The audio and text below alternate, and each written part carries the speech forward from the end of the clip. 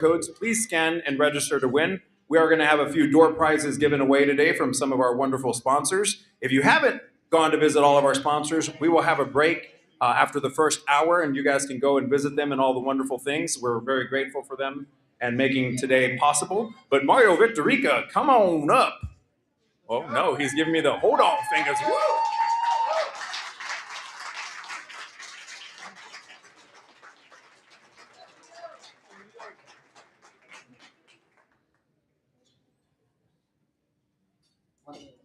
You want me up here? All right. Thank you for being here. Oh, I got a podium. Is this on? Guys, y'all ready for this? Yeah. Y'all ready? Who drove from out of San Antonio to be here? Hello? Flew. Who flew? They flew. Okay, sweet. So we're going to get started. I'm not going to lie, I'm a little nervous. This is an amazing event. I'm super, super blessed to have all of y'all here, guys. It's going to be an incredible event. I wanted to take the time before we started to tell everybody that's here, thank you, especially the ones that followed me on this journey, because literally a year ago this month, we took one of the biggest risks, which was to depart from EXP and return to connect with the right people and build this incredible, amazing organization that we're doing an event and partner with the right people. And it's crazy to see all of y'all here right now. When we think about the biggest risk we've taken, and I see this and I see what we've done in the last 4 to 5 months, it was well worth it.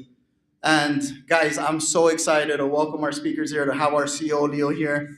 For y'all to be here learning and soaking in that everything that they pour into you, make sure to think of questions that you want to ask and ask them. Don't be nervous. Don't be scared. Use this time to really put out there what you want to learn and what you want to use to grow. And guys, thank you for being here. Speakers, Leo, Vero, Jay, Art, everybody that helped us put this together. Thank you all so much. And to our agents and everybody here, let's grow, baby. Let's grow. Hey, before we get this started, we do want to recognize and welcome and thank our sponsors. If you guys, again, have not met them, couldn't have made today happen without our friends from Perry Homes, our friends from University Title, AmeriCorp Insurance, I don't know what the A is for, home warranty, Next Gen Lending. What is the A for?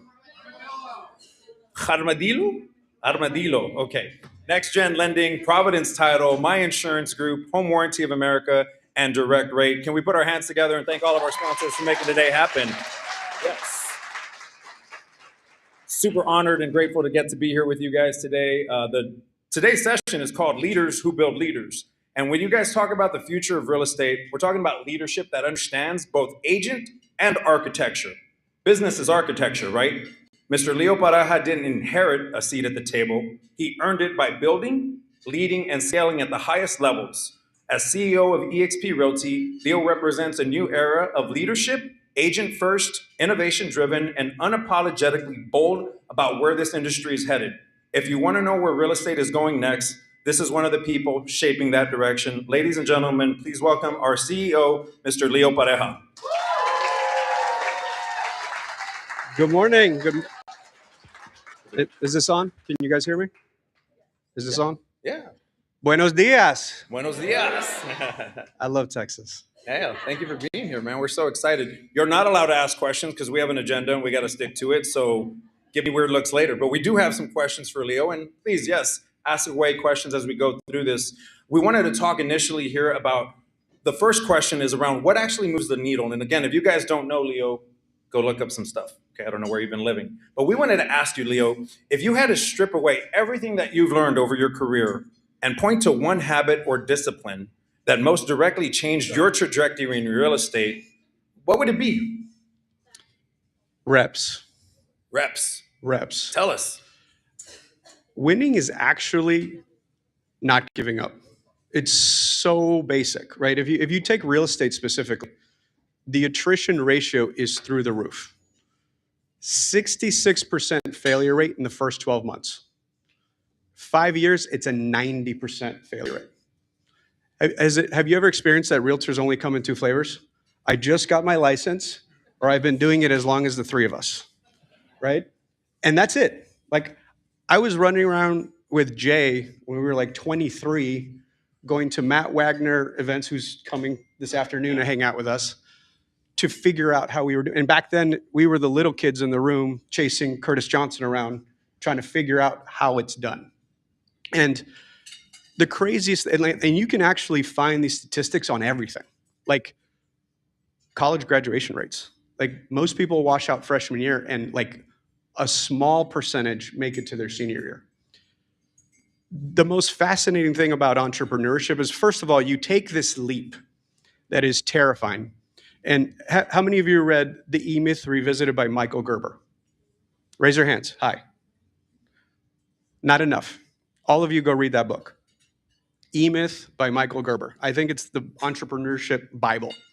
But where entrepreneurship is born is almost always by entrepreneurial fit, because you become good at the thing, at being a doer, whether it's baking pies, doing accounting, being on a team, and all of a sudden you go, I'm better than this idiot I work for. See or no? See? And then you get the courage to go do the thing. And by the way, it's probably the biggest rush we ever get in life. It is terrifying. It is inspiring. And I think the tricky part is that that feeling is actually euphoric. And I actually see it all the time, and I coach some of you to not take your eye off the ball of the thing that works, right? Because we like that feeling. And so if you've known entrepreneurs, been entrepreneurs their whole life, one of two things happen. One is they get bored and they go subconsciously or consciously and go blow it up. Or worse, go, I'm going to go start this other thing on the side. And in real estate, it might look like ancillary services before you've actually gotten to scale. The amount of agents who will get on a phone with me and like, I want to do expansion. I'm like, great, you did $20 million last year. Until you get to like $400 million, I don't want to have this conversation with you. Like, you have one thing that works, and it's not sexy sometimes because it's repetition, right? But can you imagine the arrogance to think that you're going to beat the person who is spending 80 hours a week on the one thing while you're doing 4? Right? And I'm not even saying getting outside of just your vertical. Like, have you ever met an agent who's like, I just focus on prospecting and I do the Mike the Ferry thing, and they're like a machine? And then you're like, oh yeah, I have Zillow and I have Google and I have this and I have that and I do open houses and I do this. Like, pick one thing and become so good at it that people fly from across the country to learn how you do it. And that makes you the most amount of money. So I think the biggest thing is quitting too early. And this is the scariest caveat that I've learned. How long do you think it takes to get really good at something, at a business? Statistically speaking, 5 to 7 years. And so there's two things there. One is you quit at year 3. And then you just went back to the starting line. And you all have this friend who's like, depending on how old you are, like in 2004, it's like, oh, I'm going to do loans, then I'm going to do real estate, and then I'm going to do title, and then I'm going to go right back to real estate because it's good again. I'm going to get my LO license now, and I'm going to do both, and I'm going to be both the LO and the realtor on the transaction.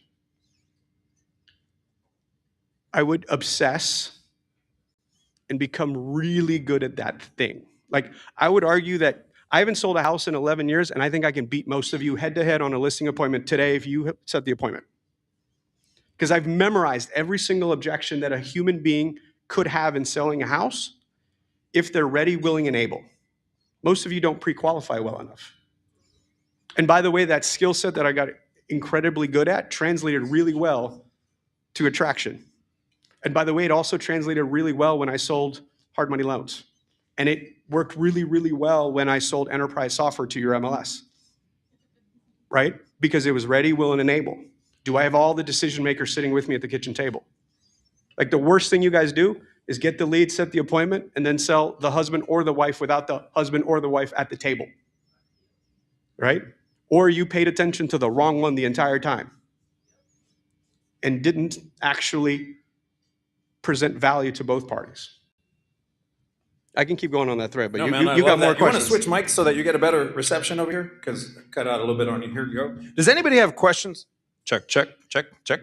Buenos dias. Buenos dias. I don't need a mic. All right. Does anybody have questions for Leo around moving the needle? I know you might have other questions, but you guys heard some substantial context there around repetition. Does anybody have any specific questions in this dynamic here? Check, check. Buenos dias. No. Anybody? All right, we'll go to the next question. Now, this one's a little deeper rooted. It's to kind of get you guys into painting the picture, because sometimes you guys think, oh, you have these phenomenal speakers up here. As you heard, he didn't inherit a seat at the table. He earned it. So did all of our speakers today that we have the honor of spending time with. So this next question is really designed around helping us understand when we talk about and look at the perspectives of looking from failure to strength. Let's look at this together here. And the question is simple. Can you share a decision or a season that felt like a failure at the time, but later became a defining advantage in your leadership or business? Oh, yeah. Yeah. The financial crisis. It was the best thing that ever happened to me. So I got licensed at 19 years old, and the year was 2001, 2002. And I had an incredible run in real estate as a young man that I did not realize that I was a creature of the market. I really thought I was that good. My senior year of college, I did $306,000 in GCI as a full-time college student. I drove an X5. I was a giant pain in my teachers' asses. I made more money than my professors. I would actually debate them, and I was a prick. I then became the youngest Keller Williams broker ever in the system. I ran an office of 200 agents. I owned part of the office. I got up to 14 properties. My accountant told me I was worth $5 million when I was 23 years old. 11 months later, that same accountant told me I was worth negative $1 million, and I negotiated short sales on all my properties, and I very embarrassingly went to BMW and turned in all my keys. And that was the greatest lesson I'd ever learned. Because one is I learned I was not special. Have you guys read Outliers? Yes, sir. By Malcolm Gladwell? Yeah. I read it around that time, and it actually pissed me off. Because I felt it robbed me of my hustle and my greatness. To be reduced to being born at the right place at the right time bothered me. Now I'm really grateful because I was young enough to not have had a wife and kids when I got my ass kicked. That I could literally shrink down to living on like $600. Like I was paying my bills doing BPOs at $50 a pop. And I didn't have to take any kids out of school. I didn't have to like put them in public school from privates. I didn't, because my older friends did.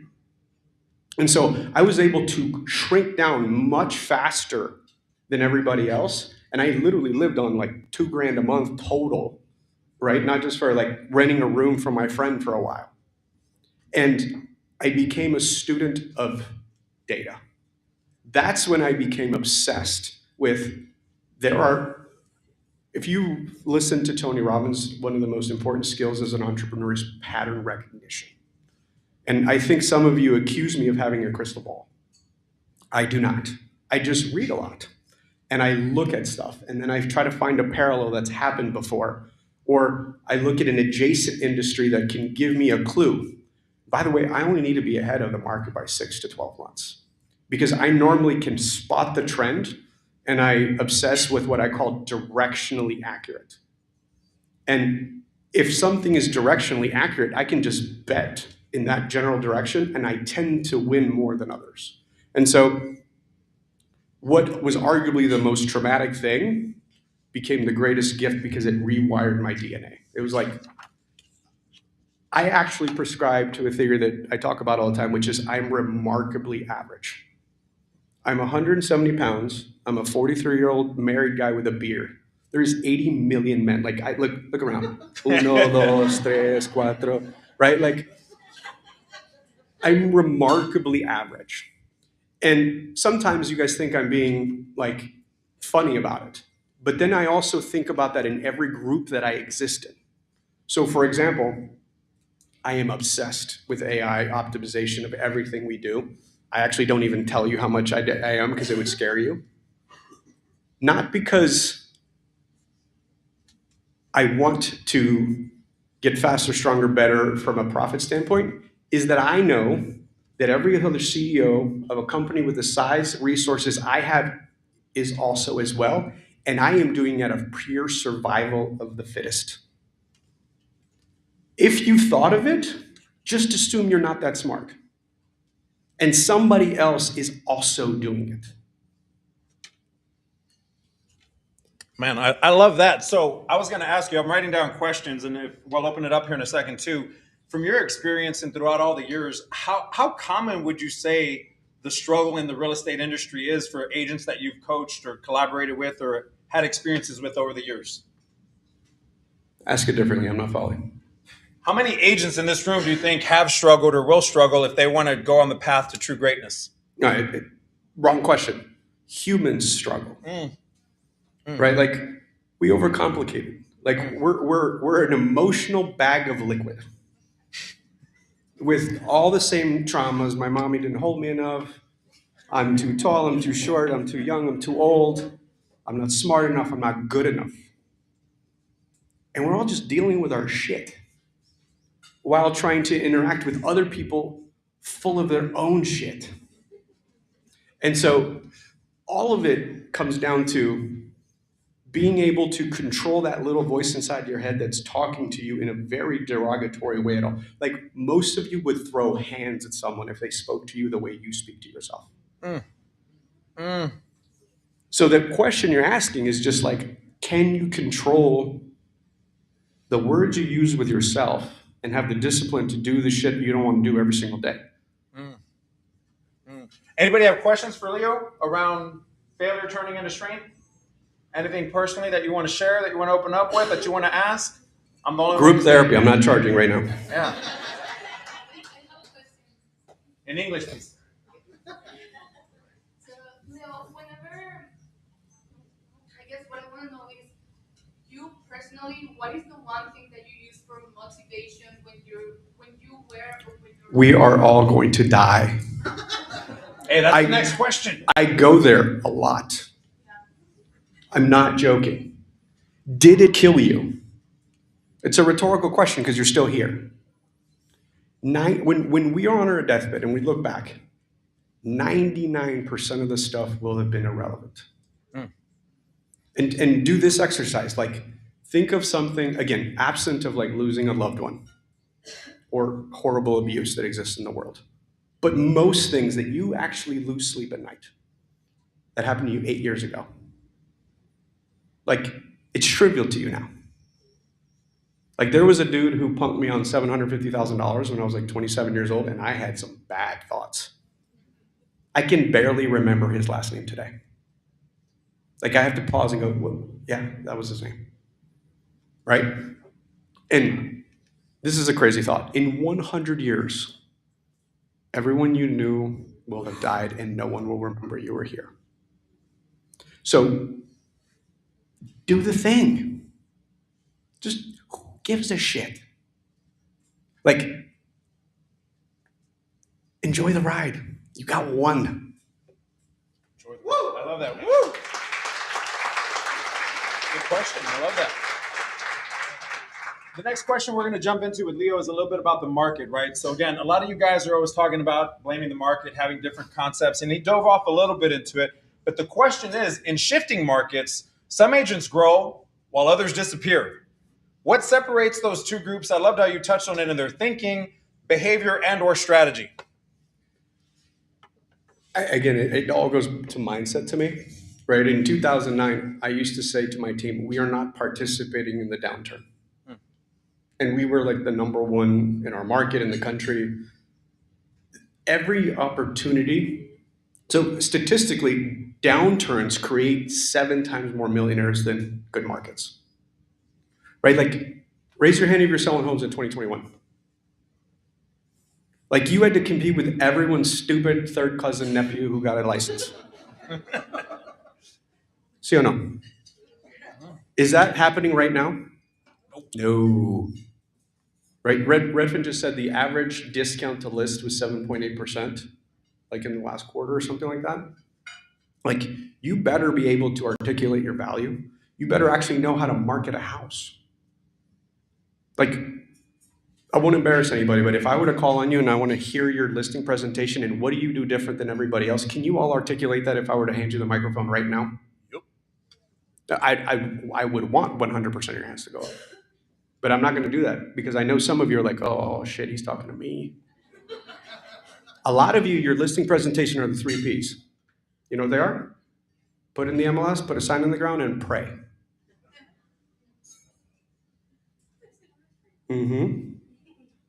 I told you I'll smoke your ass at a listing presentation. You need to explain to me how you can create value better than the person sitting next to you. And if you don't believe that in your soul, you shouldn't be in this game.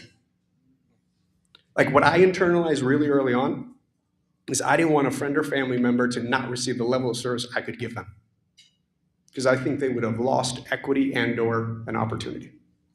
That was the mindset I had when I was an agent. And by the way, that's the mindset as I have as your CEO. Like if you're not with us, you're missing out on something special. And that's the platform I want to create every single day. I love that.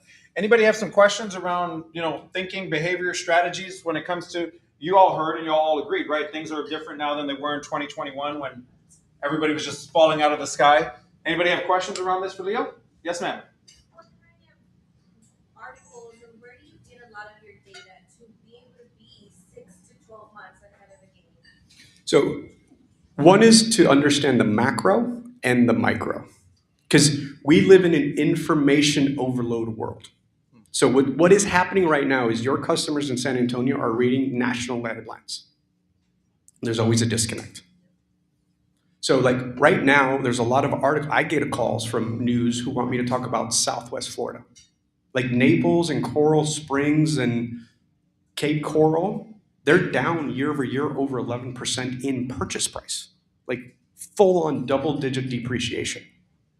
And somebody who's a first-time homebuyer in San Antonio sees that and they're like, Mira, I want to lowball the house by $100,000.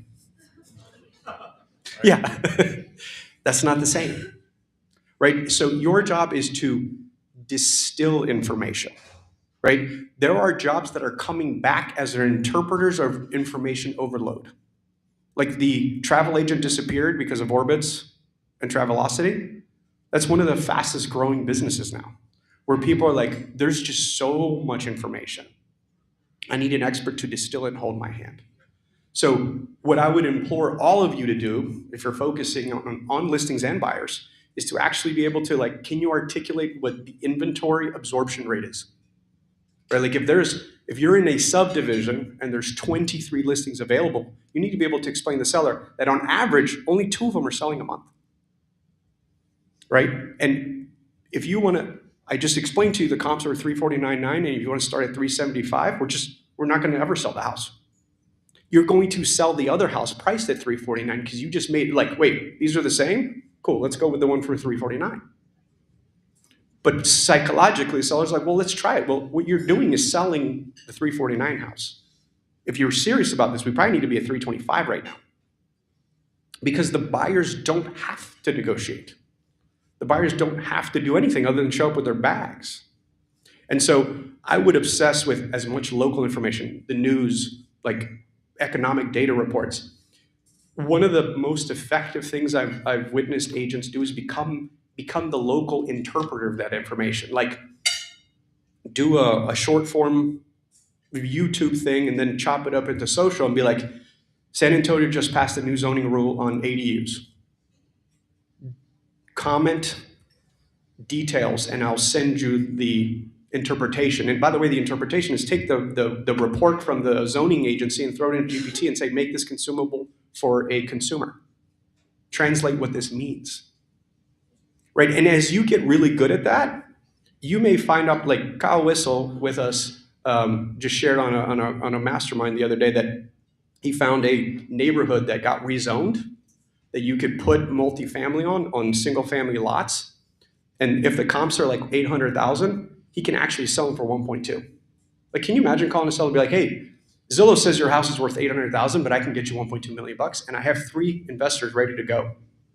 Like, how valuable is that, right? That is so different than what everybody else is doing. So consume as much national information as you can, but also consume as much local information so you can translate that. So being prepared to answer. It's like, well, my brother said in Cape Coral, well, I appreciate that, and I know where that information is coming from, but we're different here. We have military bases, we have blah, blah, blah. You fill in the blanks. We have oil, whatever stimulates that local economy, because people flew in from other parts of the country. So become an expert in your local market.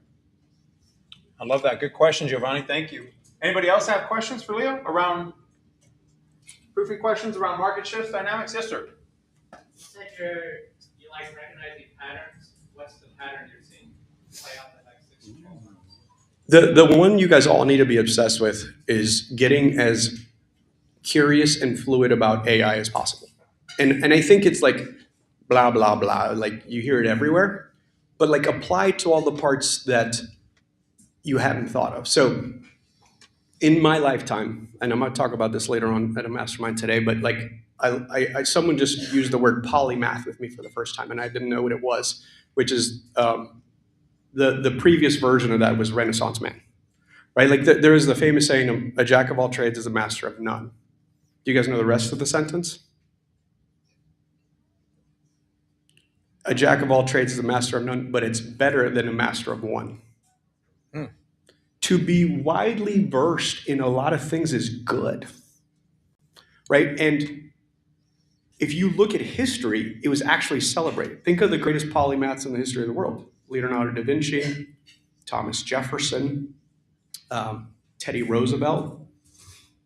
And then the Industrial Revolution came and we glorified the specialist. I think the combination of YouTube with AI, you're unleashed as a human being. You can learn anything you want right now for free. And it's the coolest moment in history that I've experienced so far, right? Like, as you can tell, I read a lot. Outliers. What's the definition of mastery? 10,000 hours. 10,000 hours. That's 3 hours a day for 7 to 9 years. Do you guys know that the definition of proficiency? How long it takes to get proficient at something? Like passing grade. 40 to 90 days doing it for an hour a day. Like you could get conversational in another language if you played with Duolingo for 3 months. Like if you know you're going to Europe this summer, you could download Duolingo, and by June, when you guys come hang out with me and you speak on Paris, you guys could learn enough French to communicate at a restaurant. This is not a question, this is a statement. You could do that with anything you want now. Like once upon a time, you would have to find a second language immersion program that was being taught in your city. You could go to ChatGPT and go, hey, based on how I've communicated with you over the last 2 years, can you recommend the most aligned learning method for me to learn fill in the blank? And what activities I can do every day for 30 minutes to get me to where I want to be.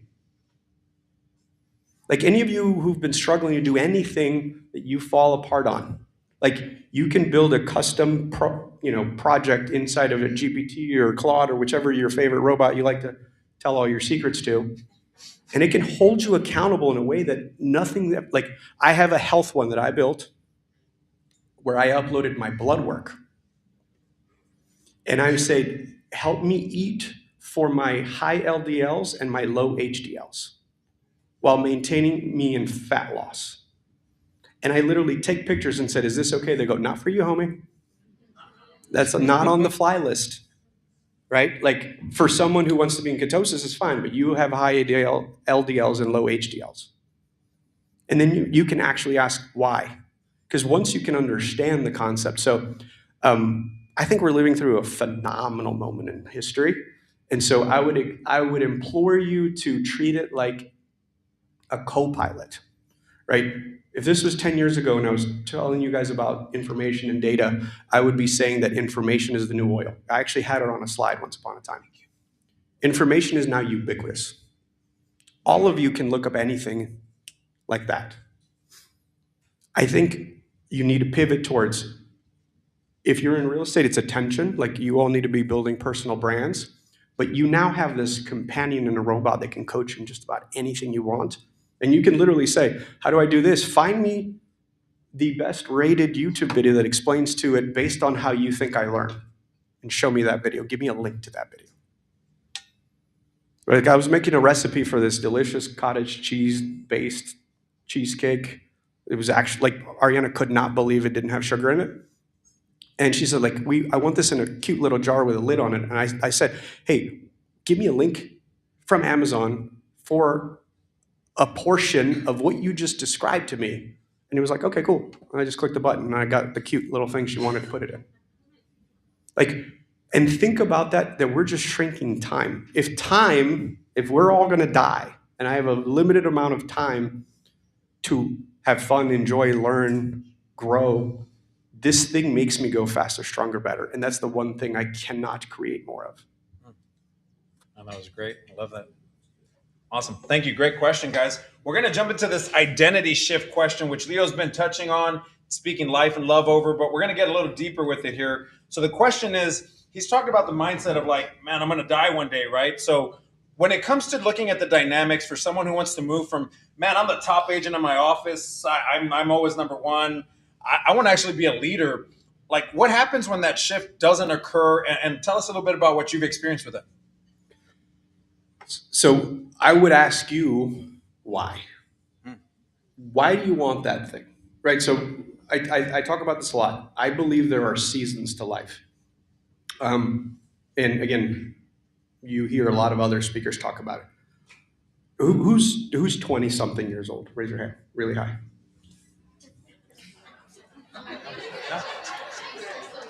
Your superpower right now is energy. When I was in my 20s, I could work 12 hours a day, and I could do it 7 days a week, and I would still go out drinking Thursday, Friday, Saturday. Like, if you're friends with me and you text me after 9 o'clock, I'm responding at 5 in the morning. Because I've been asleep for 2 hours. Right? And so, first of all, is recognizing the season that you're in. Like, I have an 11-year-old and an 8-year-old, and I leave my house very little. Right? Like, we've optimized the entire calendar of this company to accommodate my kids. And so I do them 3 times a year, I move it around, and then I maximize. Like, I landed at 12 o'clock last night. You guys are my second appointment. I've met with someone at 7 in the morning. I'll do 3 more before I host a mastermind that'll go to 10 o'clock at night. Then I'll do it again tomorrow, and then Thursdays with the corporate team, then I'll go home. But last year, I was away from my kids an average of 3.3 nights per month. Think about that. And you see me a lot. Because I'll do a lot of one days. During the school year, I only stick to Texas and East. I rarely get to the West Coast.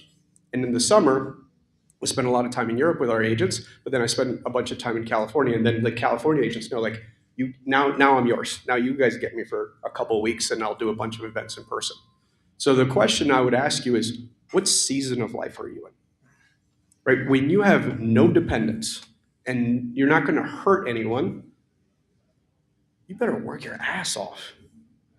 Because what I did in those years is I collected reps. Like, I now, in 1 hour, can create more output than 23-year-old Leo could. Because 23-year-old Leo just had brawn, but no brains yet.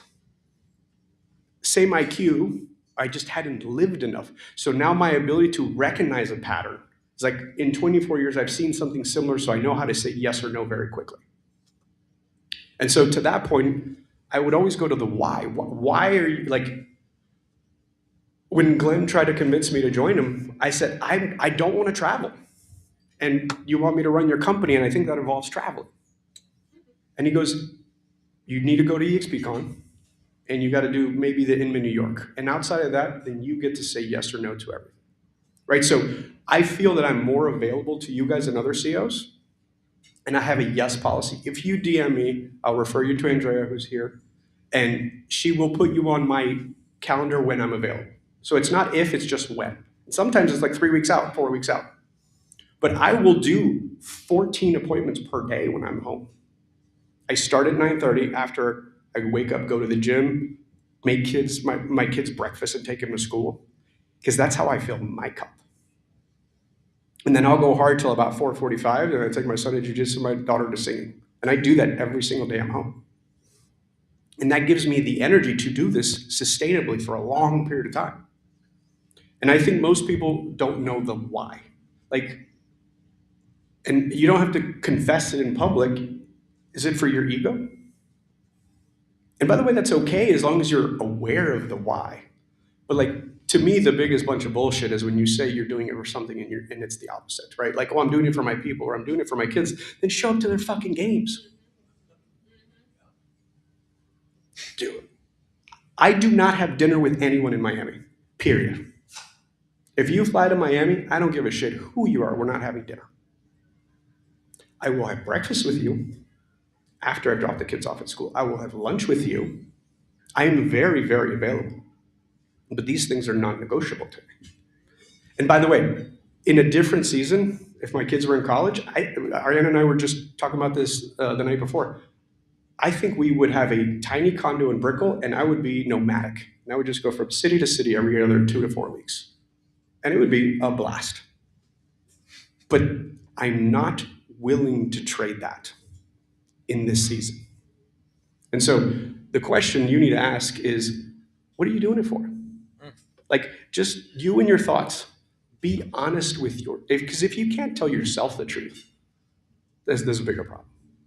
That's good. Woo! Woo!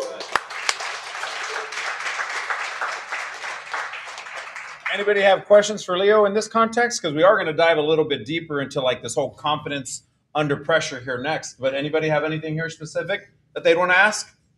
I do. Tell us. So I know a lot of agents struggle with that.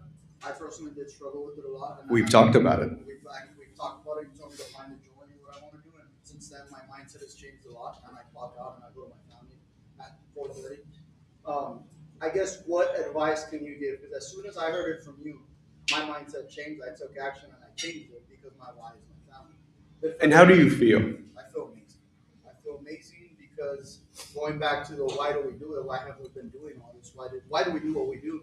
And it's for them. And just like you said, show up to the games. Sometimes we're there, but we're physically there, but not mentally there. So that's something I needed to change. And I changed it. And if you need help, just leave this thing in the car. Amen. Just like, if you're that addicted, you need to create a system where you break. So my question is, for those agents that are struggling with it, because I did struggle with it for a while, so I heard it from you. What advice can you give them for them to change that mindset? So, I mean, like, if you're stuck there, you have to go way more basic. Like, you do not control your time. Most of you do not know what you do for a living.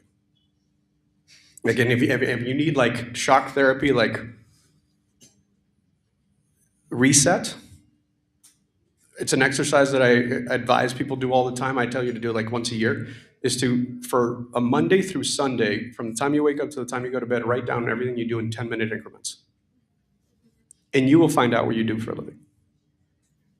And a lot of you play on Facebook. Mm-hmm.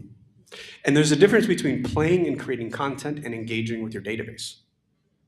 Raise your hand if I've personally commented, liked one of your pieces on social media.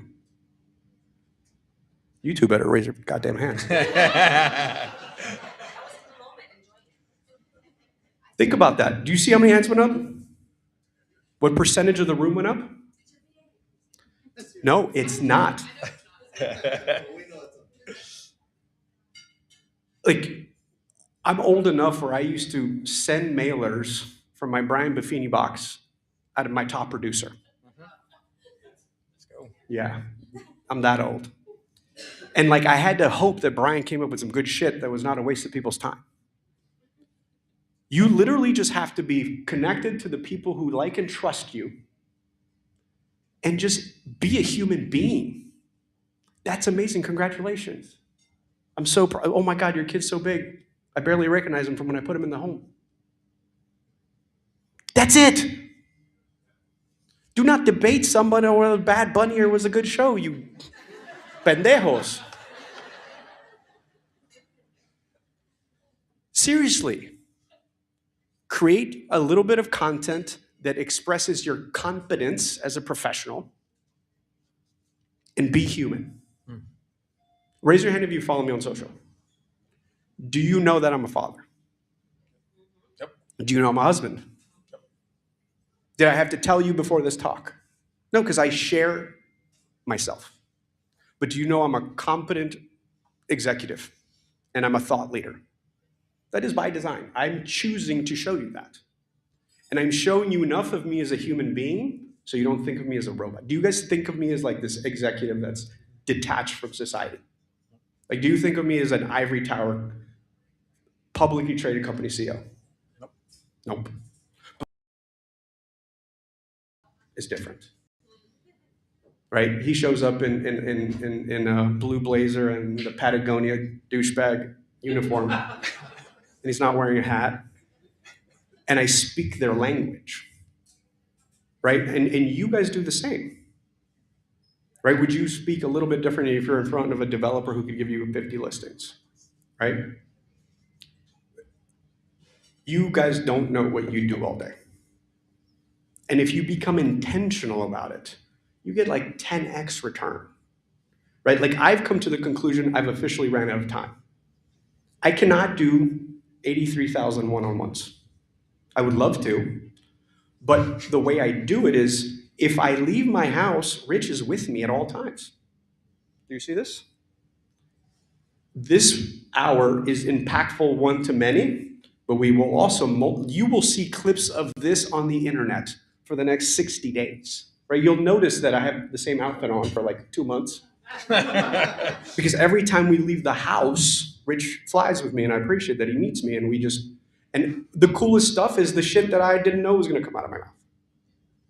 Where I'm like, hey, Rich, clip this shit later and put it on the internet just so people know how we create it. And the key is to make it authentically you.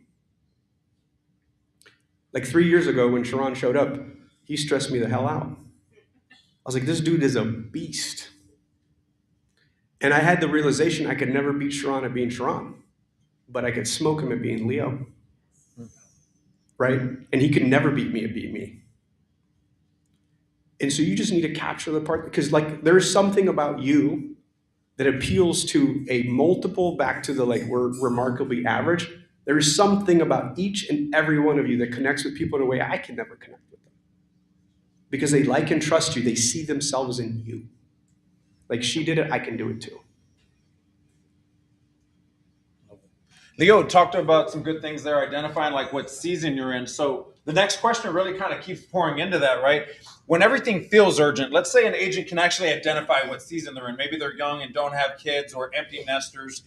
Market shift, team issues, personal life.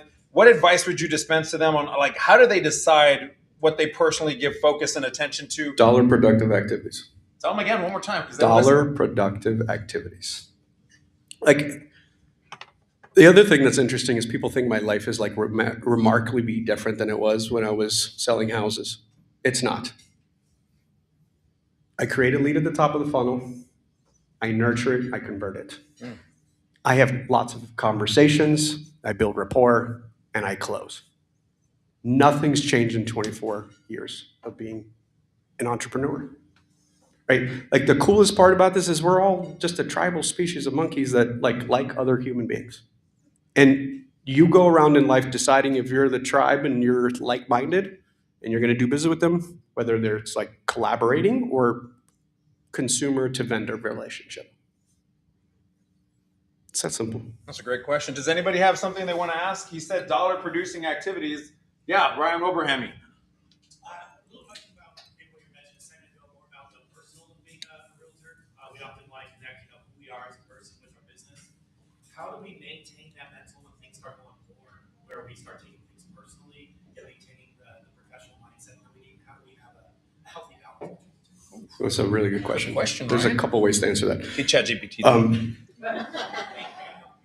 One of the funniest things I ever heard was from Brian Buffini when I was like 20 years old. I was sitting in a mastermind and he goes, do you know what the absolute worst part of a jackass client who's disrespectful and rude is? That he actually likes you and refers you to his jackass friends and family. And it's so true, right? You need to live by a standard of what you're willing to tolerate. And part of that standard comes from abundance. Like if this one deal is the difference between me paying my mortgage, I am fortunately going to put up with a lot more shit than if you're one of 23 pending escrows this month. And then you know what? We're good. Vaya con Dios. Right? I release you from this agreement. And so I think that comes from drawing your own lines in the sand. Like, you're not going to talk to me like that. Or we're going to go out in the parking lot and I'm going to throw hands at you. And so that is a standard you need to create for yourself. I love that. Great question, Ryan. Anybody else around this dynamic here? Don't be shy. You don't have to be all formal like Ryan and stand up. You can just yell from your seat. No? We're gonna got one more question for Leo, and then we'll open it up to any questions that y'all want while we have time with him here. This question is called the hard truth question. What's the hard truth about success in real estate that most agents don't want to hear but need to? I mean, I think I've answered it the whole A time. lot, yeah. Yeah, it's the thing about entrepreneurship. It's you against you, right? There is no manager who's going to put you on a PIP if you suck at this. And so the other thing I say to people all the time when I have a microphone is I encourage every one of you. You raise your hand. Did all of you get your 1099s from me? Yeah. You probably just got them, right? All right. Now this was going to be very personal. I need you to take that number and divide it by 2,080. Yes. And you all have it because I just mailed it to you. I know I did. That'll tell you what you made per hour last year. And you need to have an honest conversation with your partner. And you should decide if that's fair to do to your family. Because some of you are going to go, I'm killing it. I make like $75 an hour, $120 an hour. And some of you, you should go get a job. You should quit. I am giving you permission if you suck. For your family. Because you will be home for dinner. And you will be home on the weekends. And they'll give you a paid vacation. And they'll give you health insurance. And it's okay to have a bad year. But is it fair to your wife or your husband? And the opposite is also true. This to me is the single greatest entrepreneurial opportunity from the dollars you risk for the potential income you can make. I've scaled and sold several companies where I had to raise millions of dollars. For roughly $500, you could be in this business and you could make high six figures, seven figures per year. But some of you are also missing the most important parts of life. And you need to go get a job and get out of my industry because I take this very seriously. Thank you. Can't clap it up there. Probably made a few of you feel weird, but I would gather to say not many of you who are in this room because most of you are super invested in wanting to stay connected. And so we got a few more minutes with Leo. We definitely want to open up the floor, and we see JJ's got his hand up. So think about it. If you need a chat GPT, a good question for Leo, take your phones out and chat GPT. JJ, hit us. So as you scale our incredible company, what leadership skills did you have to unlearn in order to help us grow? So leadership is an interesting word and concept because we're not taught it. Like if you think about the educational system, we're taught to be employees, like factory workers. Like we don't reward failing. And failing is the only teacher that actually teaches you leadership. And so as I joined this company, it was a conversation with Shep Black. Because 4 years ago, we kind of had a existential awareness of like, wait, we're not the only ones with a cloud-based model and revenue share. There's these other kids who think they're cool too. And I asked Shep, I was like, what do I need to do to lead these people? And he goes, just show them what they need to do. Do you think I like making social media content like a 14-year-old girl? Like, does it matter how I feel about it, JJ?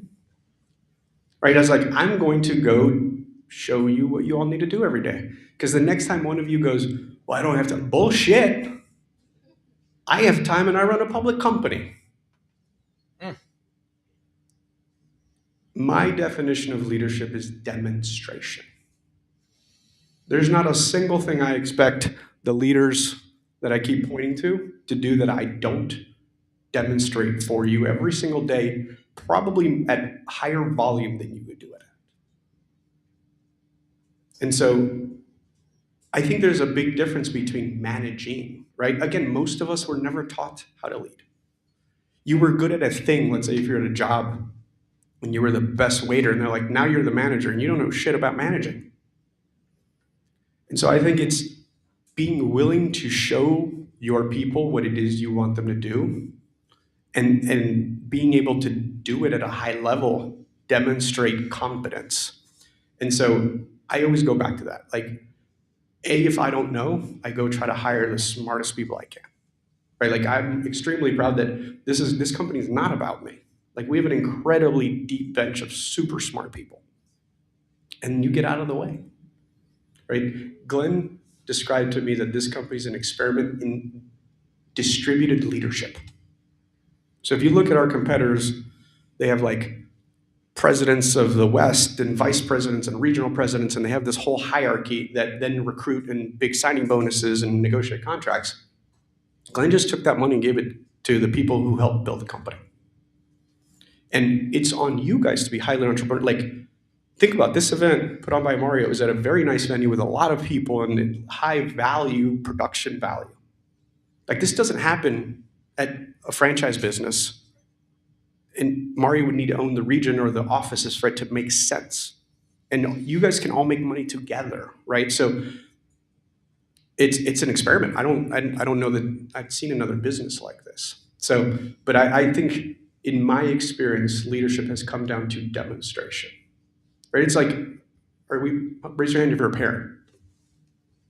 Like, one thing I read recently that hit me like a ton of bricks is like, your kids will always find out exactly who you are in the end. So, like, don't bullshit them or bullshit yourself. And in the world we live in today, there was a video from Gary Vee in 2008 where he was ranting on YouTube, and he said, we're about to enter an era where everyone's going to find out exactly who everybody is.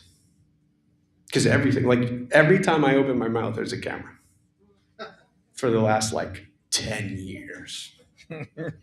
Right? And so just figure out who you are and don't bullshit yourself and don't bullshit others. Amen.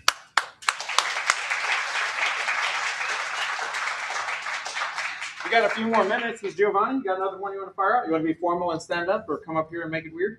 I did use ChatGPT because I don't need another motivational voice right now. I need Leo. We have Leo in the room, so the questions that we're asking need to be powerful regarding EXP.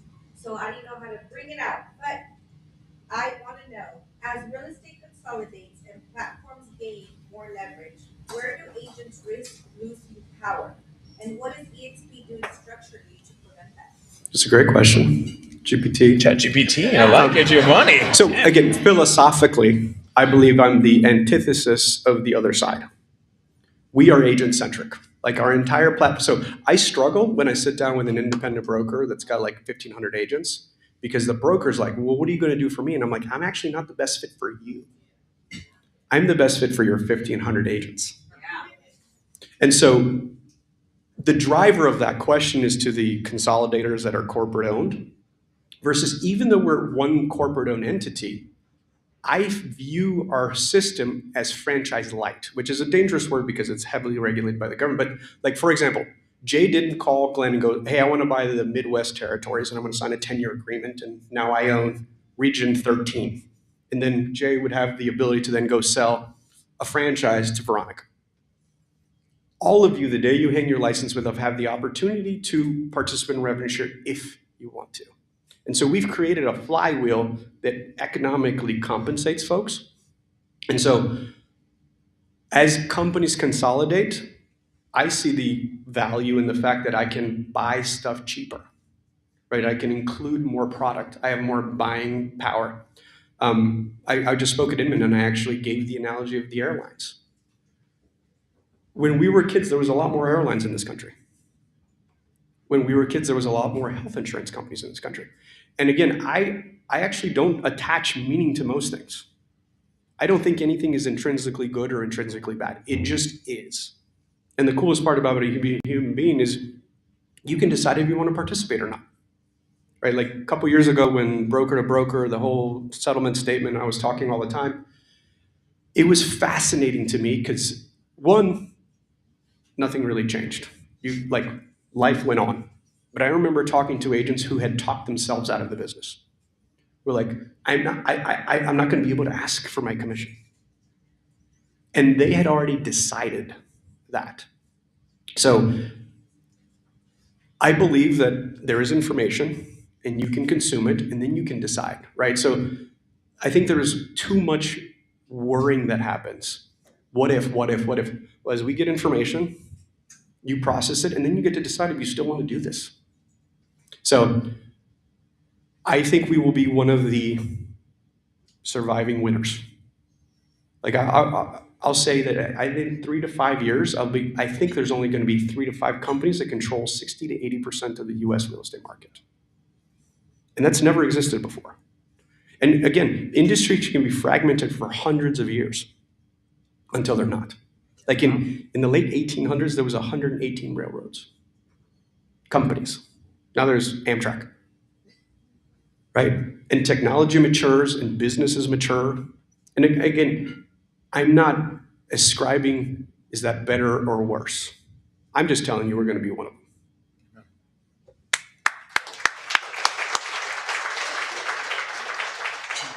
We got time for one more question, guys. Don't be shy. That hand went up. All right, which one? This The guy gentleman in with the the tie. beard or the guy back there with the big buffness? The tie, I saw we it got time for first. 2 more. Hit him, Mike. I've been in the industry 11 years, but in the past 7 months, I've been getting into the agent attraction space. The people that you see do it at the highest level. Like, if you could simplify it, what would you say about it? So I don't make assumptions. I did a lot of research. So we have an agent attraction toolkit. So please go find it. And what we found was 5 avatars of people who successfully did it at a meaningful amount of revenue per month. And it's basically leaning into your gifts, which is how I think of everything, right? There's like an avatar, and I refer to you guys as avatars all the time, not in a bad way, but just personas. Like I used to build software, so like you have a persona that you're building software for. We have an avatar that's the former Keller Williams manager. Those humans used to go into the office as team leaders and do their 10-4-4 and make this many calls and this many appointments. Like those people crush it. We quietly have a bunch of killers that make 10, 20 grand, 25 grand a month with like you wouldn't know their names, but they're like, dude, this beats the shit out of going to a Keller Williams office. I get to work from home. I have no liability. No one's yelling at me and threatening to fire me. But I have the self-discipline to do that. If you were to tell me that was my job, I'd want to go play in traffic. Like that's not how I'm wired, right? Then we have the coach. We have some of the best coaches on the planet who literally had a product that was, $4.95 a month, $9.95 a month, and they created a bifurcated value proposition where it's like agnostic, generally available to the population. You don't have to be with EXP. You can consume Girls with Grit product anywhere you want. Or you join our tribe and now it's included in the value proposition. So you create a bifurcated system. Avatar 3 is the events high energy person, right? By the way, events are the single best conversion. Raise your hand if you're not with EXP. Can we tell a story about events really quick? Sure. I don't wanna do it, but you were at this event, and so we had our live event last year. We had in the EXP room, we had 220 people, and we're able to convert 180 of those 220 people to EXP. You were there. I may have closed a little bit for you guys. Absolutely. Give me the numbers again, Tara. 220. No, 180 divided by. 220. Yeah, 180 came over to EXP from 220. So if you set foot at EXPCon at any of our cons, within 6 months, we have a 68% conversion ratio if you're not with EXP. Theirs was 81%. But they did it in a really cool way where their general population was 600, and they forbid me from selling from the big stage.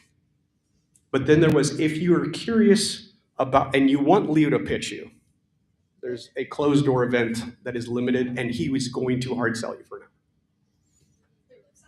And 220 showed up, but 220 of 600 is pretty good. 500. So the conversion numbers were really good. So that works. That works really, really well. The fourth one is production. I will show you how to go from X to Y. And people miss that one, how I said it. A lot of people go like, I'm gonna get you to 100 deals. And people go, that sounds terrifying. I'm at 8, homie. I'm trying to get to 15. Get away from me. 100 sounds terrifying. Like most of you don't listen. Do you want to hear how I do every prospecting call? Tara, we have 30 minutes together. I do not want to pitch you anything you've already been pitched. Someone's already explained this company to you. So first of all, I want you in the driver's seat, and I want to answer any question that I'm uniquely qualified to answer. So you walk away with some value. That's it. Shut up. Your excitement's coming from a wonderful place. This company has changed the lives of a lot of you. And so you're like that cartoon character in Looney Tunes with the puppy, right? And that's how you come across. Like, you're stupid if you don't join me. I've heard some of you. And if you're laughing a little too hard, that's you, bro. Right? And then I asked him another question. If 5 years from now we were sitting together and you just smiled at me and you go, man, it was better than I thought. What changed in your life? And you'd be surprised at the answer. Some people's like, I want to sell less houses. I want more time. A lot of people want more time. So when you start selling the revenue share, they're like, shit, that sounds like more work. Leave me alone. You don't know. You have no idea. I have jumped on calls and been surprised. It's like, hey, I want to retire in a different coast and I want you just to show me how I can build a secondary team. That is not what I sell. I wouldn't go to that unless I asked a question. Oh, I love that. Great question. Oh, the fifth one is social media influencer, right? Like top of the funnel, go, Mike Sherrard, like you could, Joshua Smith, like massive digital presence to a webinar to conversion. 5. Nice. Good question, Mike. Appreciate it. Hey, Leo's been gracious enough to give us a few more minutes, so we're going to go ahead and let Pedro ask a question because he's flexing on me. So go ahead, Pedro. Yes, sir. Thank you, Leo. For me, this is a little bit personal, but what's one decision you made that felt small at the time but changed everything for you later, both personally or family and also in the business? That I was going to live authentically in public. Damn. Did y'all hear that? That sink into y'all? Pedro, ask your question one more time. Yeah, so what is that one small decision you made that felt small at the time, but it changed everything, both in the business and also personally? Yeah, just live your most authentic. I almost remember exactly when it happened. I'm a decent public speaker, and Ariana and I were sitting at a Gary Vaynerchuk event in 2014. It was like a room this big when it was still Gary Who. And he dropped an F-bomb. And Ariana goes, that's what you're missing. She's like, that's how you talk. And when you teach, you're boring because it's your representative. It's Professor Pareja. Like, just be you.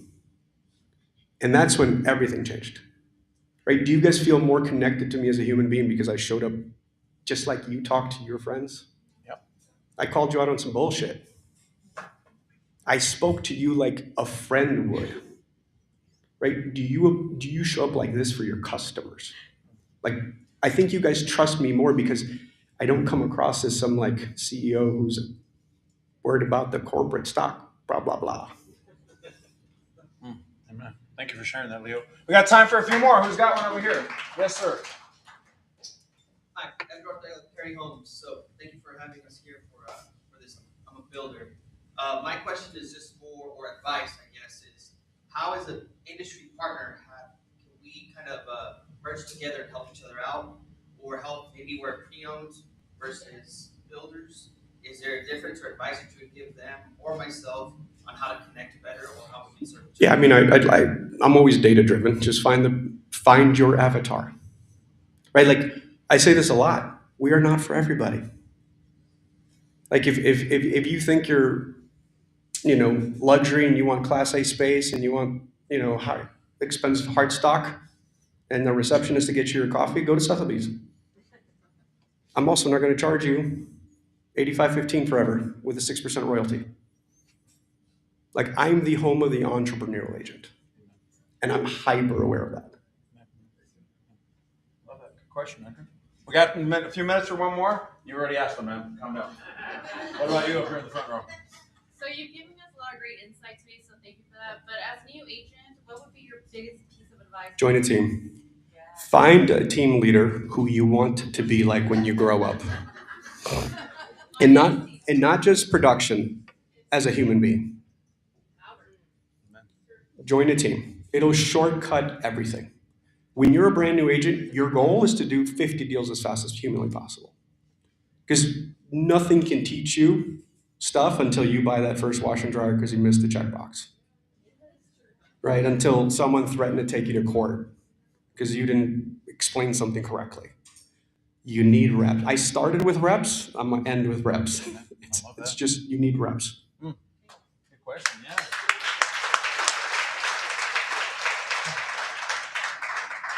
Let's make it really weird. What about somebody who's not with EXP that has a question for Leo? Oh, you're gonna be all shy. I'm not gonna say nothing. I'm just here. All right, well then we'll let Marcos talk. Laredo's in the house. Hey, we had to tell him to leave yesterday so that he'd be here on time, but I'm grateful. My name is Marcos. I am from Laredo. It's a small city in Texas. What advice can you give me to start doing ASAP to grow EXP in a city that was dominated by Keller Williams, and because of a bad reputation, agents left, became brokers, and now there's small companies that run the city, and they're scared of corporate companies now. Yeah. Again, first, I don't try to convince anybody of anything. Demonstration. I already covered that one. Show them who you are and how you operate, and give. Like, it's the Gary Vee jab, jab, jab, jab, jab, right hook. Too many of you sell. I don't think I've sold you anything. If you've ever interacted with me, I don't sell. I ask a lot of questions.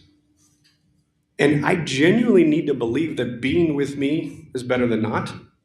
But there's a lot of people that I ask a lot of questions. I'm like, yeah, you're not going to do any better here because your business sucks. Your business model is not product market fit. So one is you only need one person to shift. I'm sure you joining us has been transformational for our brand in Laredo.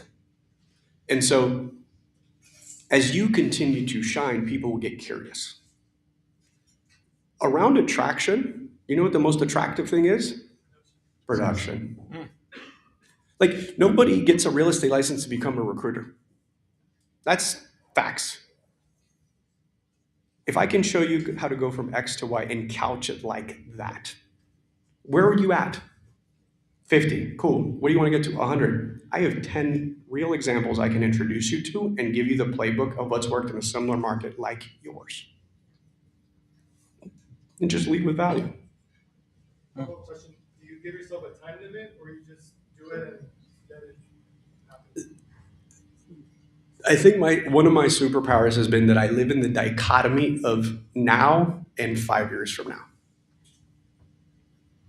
I am hyper focused on the short game and know that I have to move the ball down the field right now.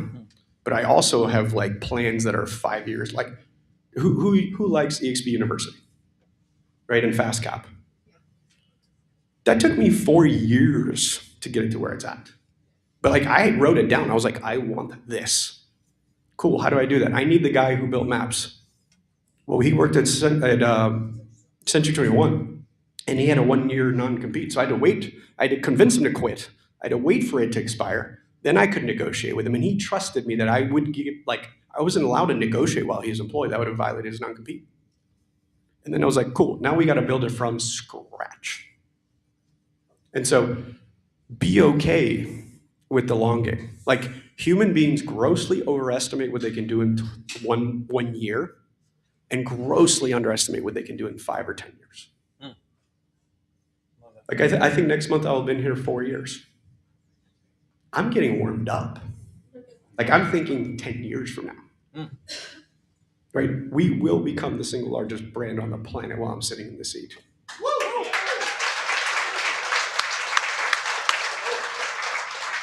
But the when doesn't matter. I actually don't give a shit. It's just a BHAG that you guys can rally with me around. And it's the journey that matters to me. I love that. Thank you.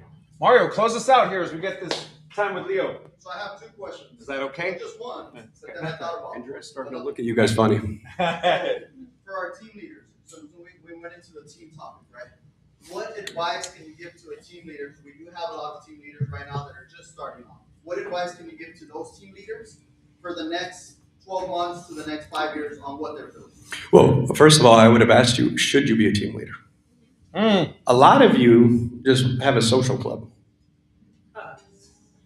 I said it. The only reason you should build a team is because you ran out of time and you're throwing leads away into the trash. Period. A lot of you have teams because Veronica's really cool and you're not as good as Veronica.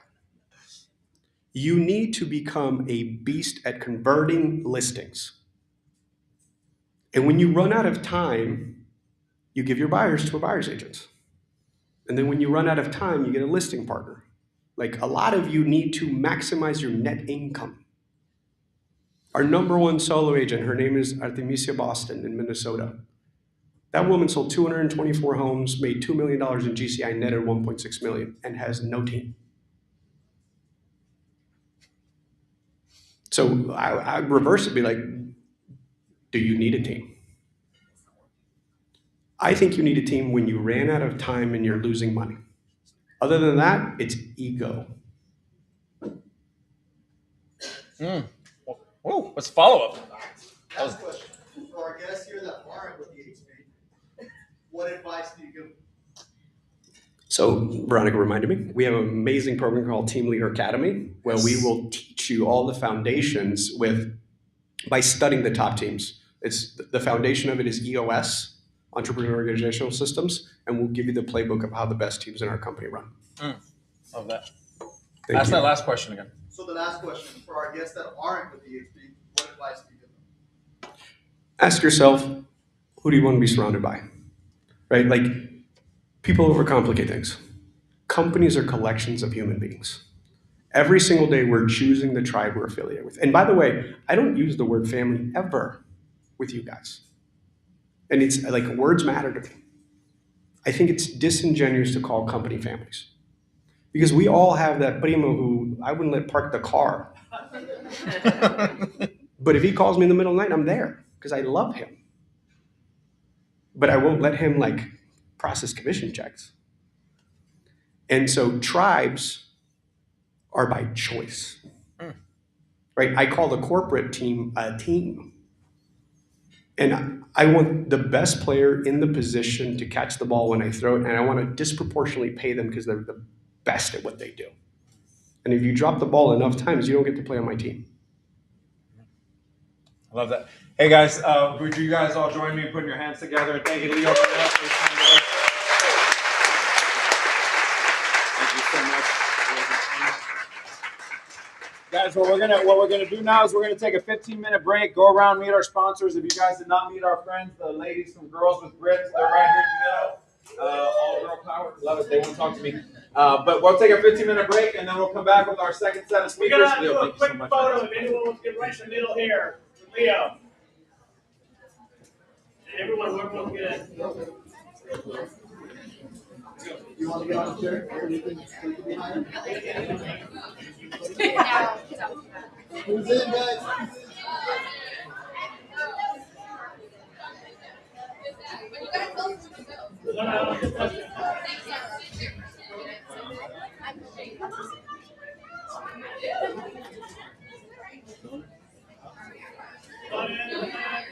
Are we shy? Who's in, guys?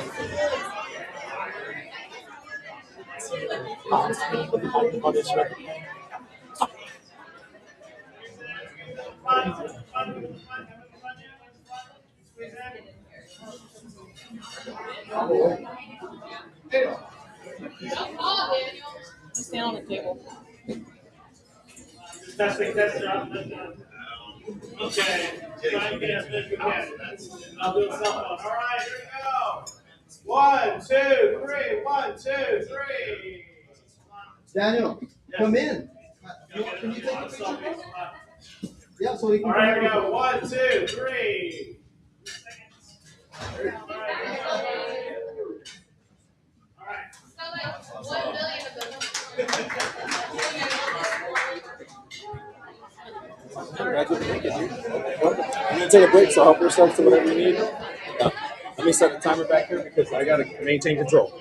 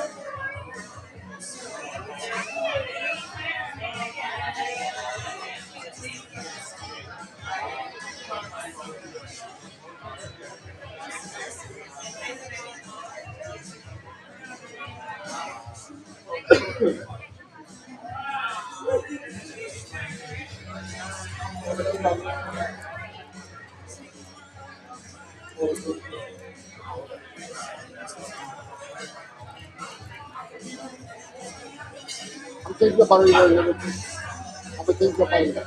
Yeah, so we'll leave that one here for them. Oh, I might think of it. Okay, and then if we can get like 4 routers up here, because there'll be 2 speakers. How many? Two? 4. Four. Yeah, that way they have 2 each.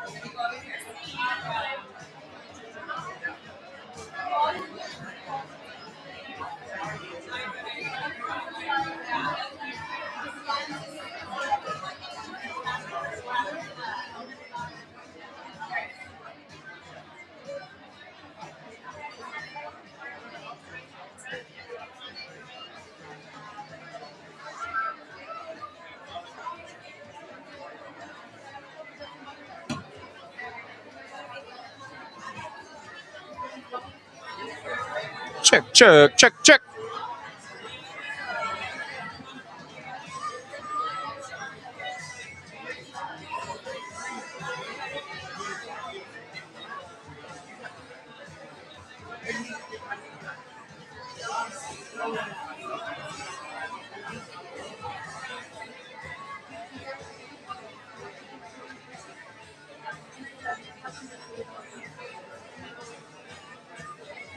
Hey, boss.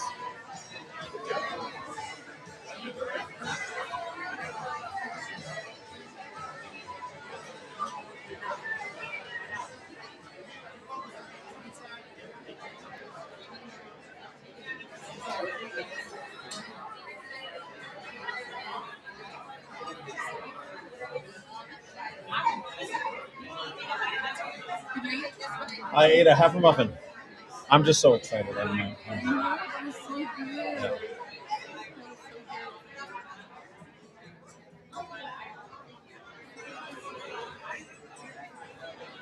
I know what to do now and we're gonna make it. Doing great. I was just journaling and diaries. It was making me so Why?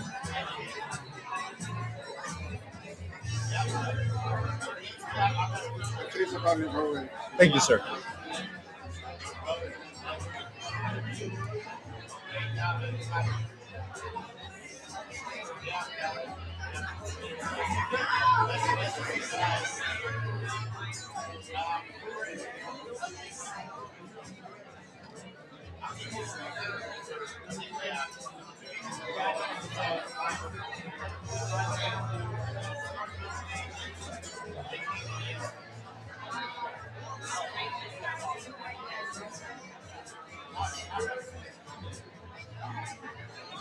Check, check, check, check.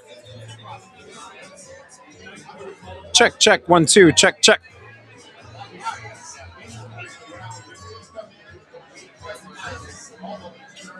Check, check, 1, 2. Check, check.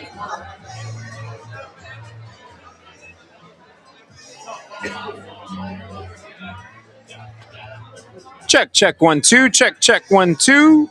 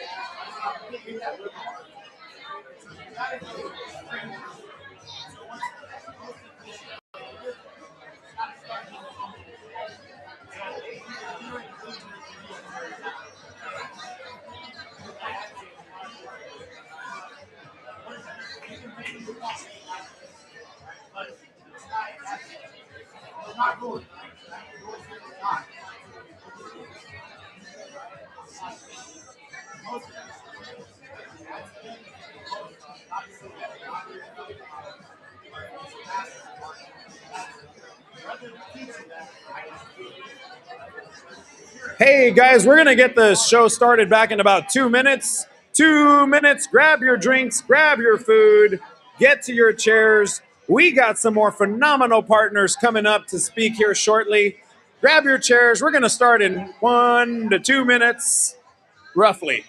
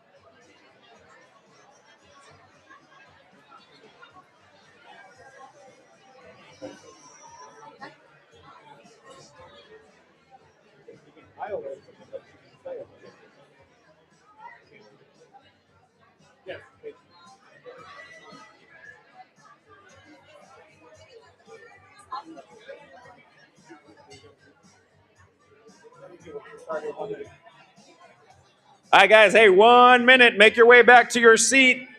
Get your drinks, get your snacks. We're going to start in 1 minute.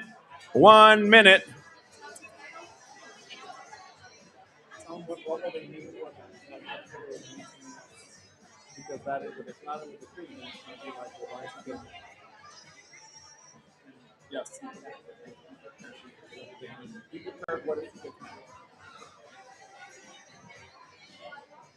All right, guys, get your seats. We're going to get this show started here shortly. Where is Mr. Matt de la Cruz? Where are my friends from Meritage Homes? They disappeared. Do you want to bring me some of your money? It's digital money. All right. Let's start getting situated, guys. We're going to get this second part of the show here started. No, I didn't know if it was like actual. I don't know if like y'all had little gift cards. Huh? I'll just send you mine. We're gonna do 2 now and 2 later.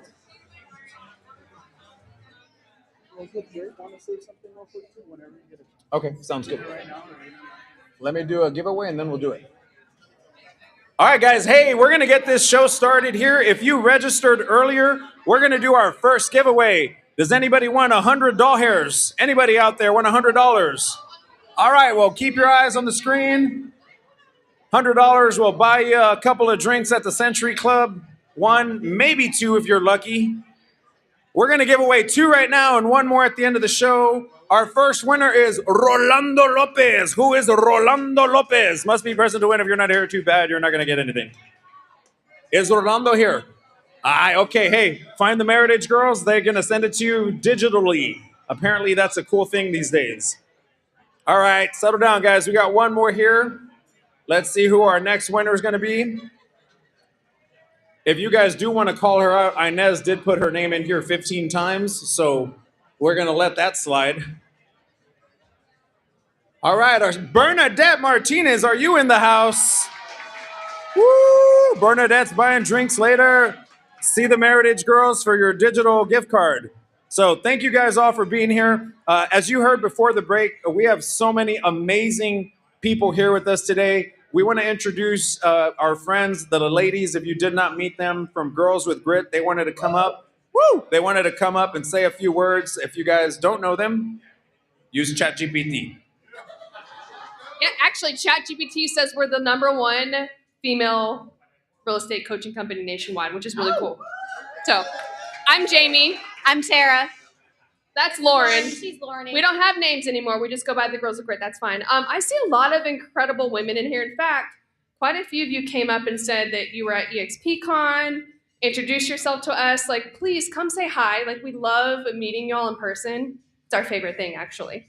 But we just kind of really wanted to come up here and just tell a little bit about some of the events that we've run. In fact, where's Mario? There you are. Sorry, right in front of my face. This is honestly like such an amazing event. You guys give it up for him and his team. And that's coming. We do a lot of events. We do small events, we do big events, we do retreats, we do a lot of events. And so we've been to a lot of events, but we saw the graphic, we saw the promotion. We're like, we got to be there. We got to get in the room. We got to get to know him. We got to get to know his agents. We want to be there. You guys, this is where connections are made. This is where friendships are developed. This is where you hone your skills in real estate, right? Is coming to these events. And so the 3 of us kind of got together this morning. Once we got here, we said, man, we got to do something special for Mario and his people. So what we decided to do, any ladies in this room, did you guys know that we're hosting our annual event just up the road in Austin this year? Did you guys know that? We'll have 700 women in the room. As of right now, we have over 550 tickets sold, so we have just under 150 left. And we wanted to personally extend an invite to every single woman here to get to our event. It's in April in Austin, and we're going to give you guys a $50 discount off our tickets. And I think the biggest thing that we want to really translate to y'all is getting in the room, bringing your friends, and basically showing them the experience, right? You guys heard Leo up here say how powerful events can be. We see it. That's why we do them. And we just want to make sure that you guys get in the room. What was it you said? Bring a friend? Bring a friend. Bring a friend. If you guys heard what I said earlier at our last event, we had 220 people come to our EXP Explain call. V was there, right, Veronica? She helped us so much just last year. And 180 ended up coming over to EXP or co-sponsoring with us in one way or another. So if you have somebody that is not currently with EXP and you want to bring them to the event, come. We will help you, and we will help you connect them back to Mario and whoever brought you to this event here, because this is how EXP builds. This is how we make sure that we're one of the 3 left standing, right, that Leo talked about before. So if you're interested in coming, we never do coupons, ever. Look, V even asked us for a coupon last year, and I think we were like, but we're going to do, if you'd like to come, you guys can go to girlswithgrit.com/live, $50 off your ticket. It's a 2.5-day event. The code is Mario. Okay, the code is Mario. If you want to come, and actually, I didn't even talk to the girls about this yet, so I might have to pay for this out of my own money. But Who is willing, a female in this room, who's willing to share something that you learned this morning that is going to change your business and the way that you're going forward? First person to raise their hand and share that, I'm going to give a free ticket to. Polka dots over here. Tell me your name. Polka dots. Okay, Amanda, stand up. Tell us what you here. Tell us something that you learned this morning already that is going to change your business, and you're getting a free ticket to Girls with Grit Life. I learned that when Leo said it's you against you, and I have a lot of I get nervous and things like that just to be in an event, but it's me against me, so I got to break that. Love that. How many of y'all are playing the comparison game right now? You're like, oh my God, she's so good on social media. I can't do that. It's you against you, ladies. It's the discipline. It's the everyday.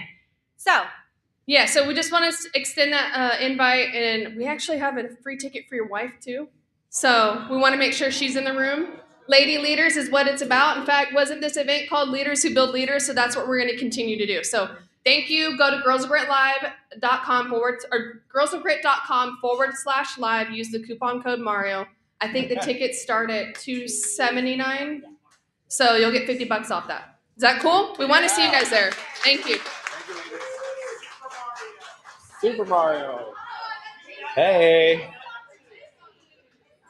All right, y'all, we're going to keep this party going. Leaders who build leaders. I want to introduce one of our next two speakers coming up. Some people talk about growth. Some people engineer it. Mr. Jay Kinder is one of the rare leaders who has built multiple seven-figure businesses, scaled massive agent communities, and still stays focused, obsessively focused on the one thing, which is helping agents win in the real world, not just on a whiteboard. Jay is known for his blend of mindset, leadership, and execution in a way that creates momentum quickly. If you've ever wondered what it looks like when strategy meets heart and actually produces results, you're about to hear it from the man himself firsthand. Please welcome Mr. Jay Kinder.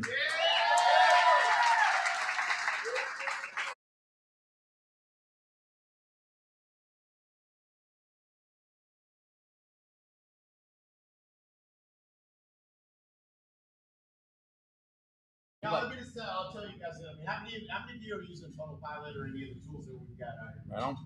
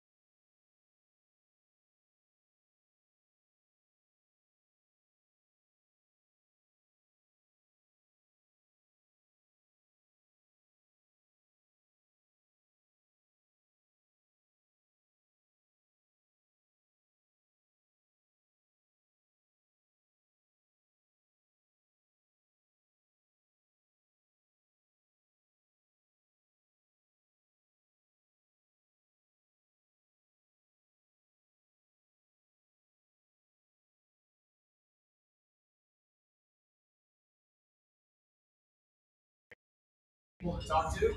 You're going to maybe speak to 30 of those. You're going to set 5 to 7 appointments. You're going to sell 1 or 2 houses.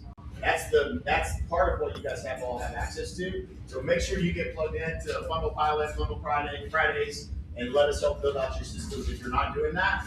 So we can help you guys increase your conversations per day. I'm all about seeing production. Every single person that came up to me, all of you just about, talked about the deals you're doing, the calls you're making, the work you're doing. That's what it takes. I'm super proud of this group. There's very few rooms you go into where you feel like everyone is a grinder and a hustler, but I can tell that all of you, that's built in the DNA of what Mario's created. What you guys have built here is amazing. I'm just blessed to be here. It's a privilege for me to be here and share with you guys. Anything you ever need, you always reach out to me. I'm happy to help. Awesome. Ladies and gentlemen, welcome Mr. Jay Kendrick. And his friend is going to come up and talk to us today. If you want to know what the definition of a modern real estate powerhouse is, we have Miss Veronica Figueroa. She didn't just build success, she built people. Teams, leaders, cultures, and systems that scale without losing soul. Veronica is known for her ability to see potential before others see performance, and then create environments where that potential explodes. She is proof that empathy and excellence are not opposites, they're multipliers. Ladies and gentlemen, please welcome Ms. Veronica Figueroa.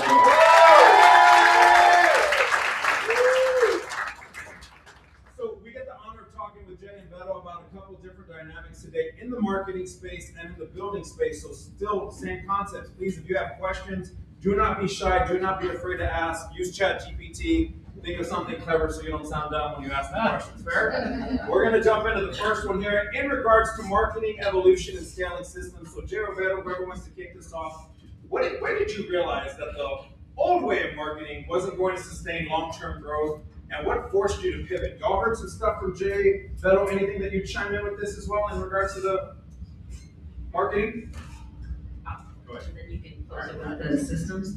So for me, I'm gonna just make it very relatable. I had to find a way to scale very quickly. I was a mother, well, I am a mother of 5, and I needed to figure. It was really hard for me to raise a family, sell 100 homes, and not miss out on moments in my family.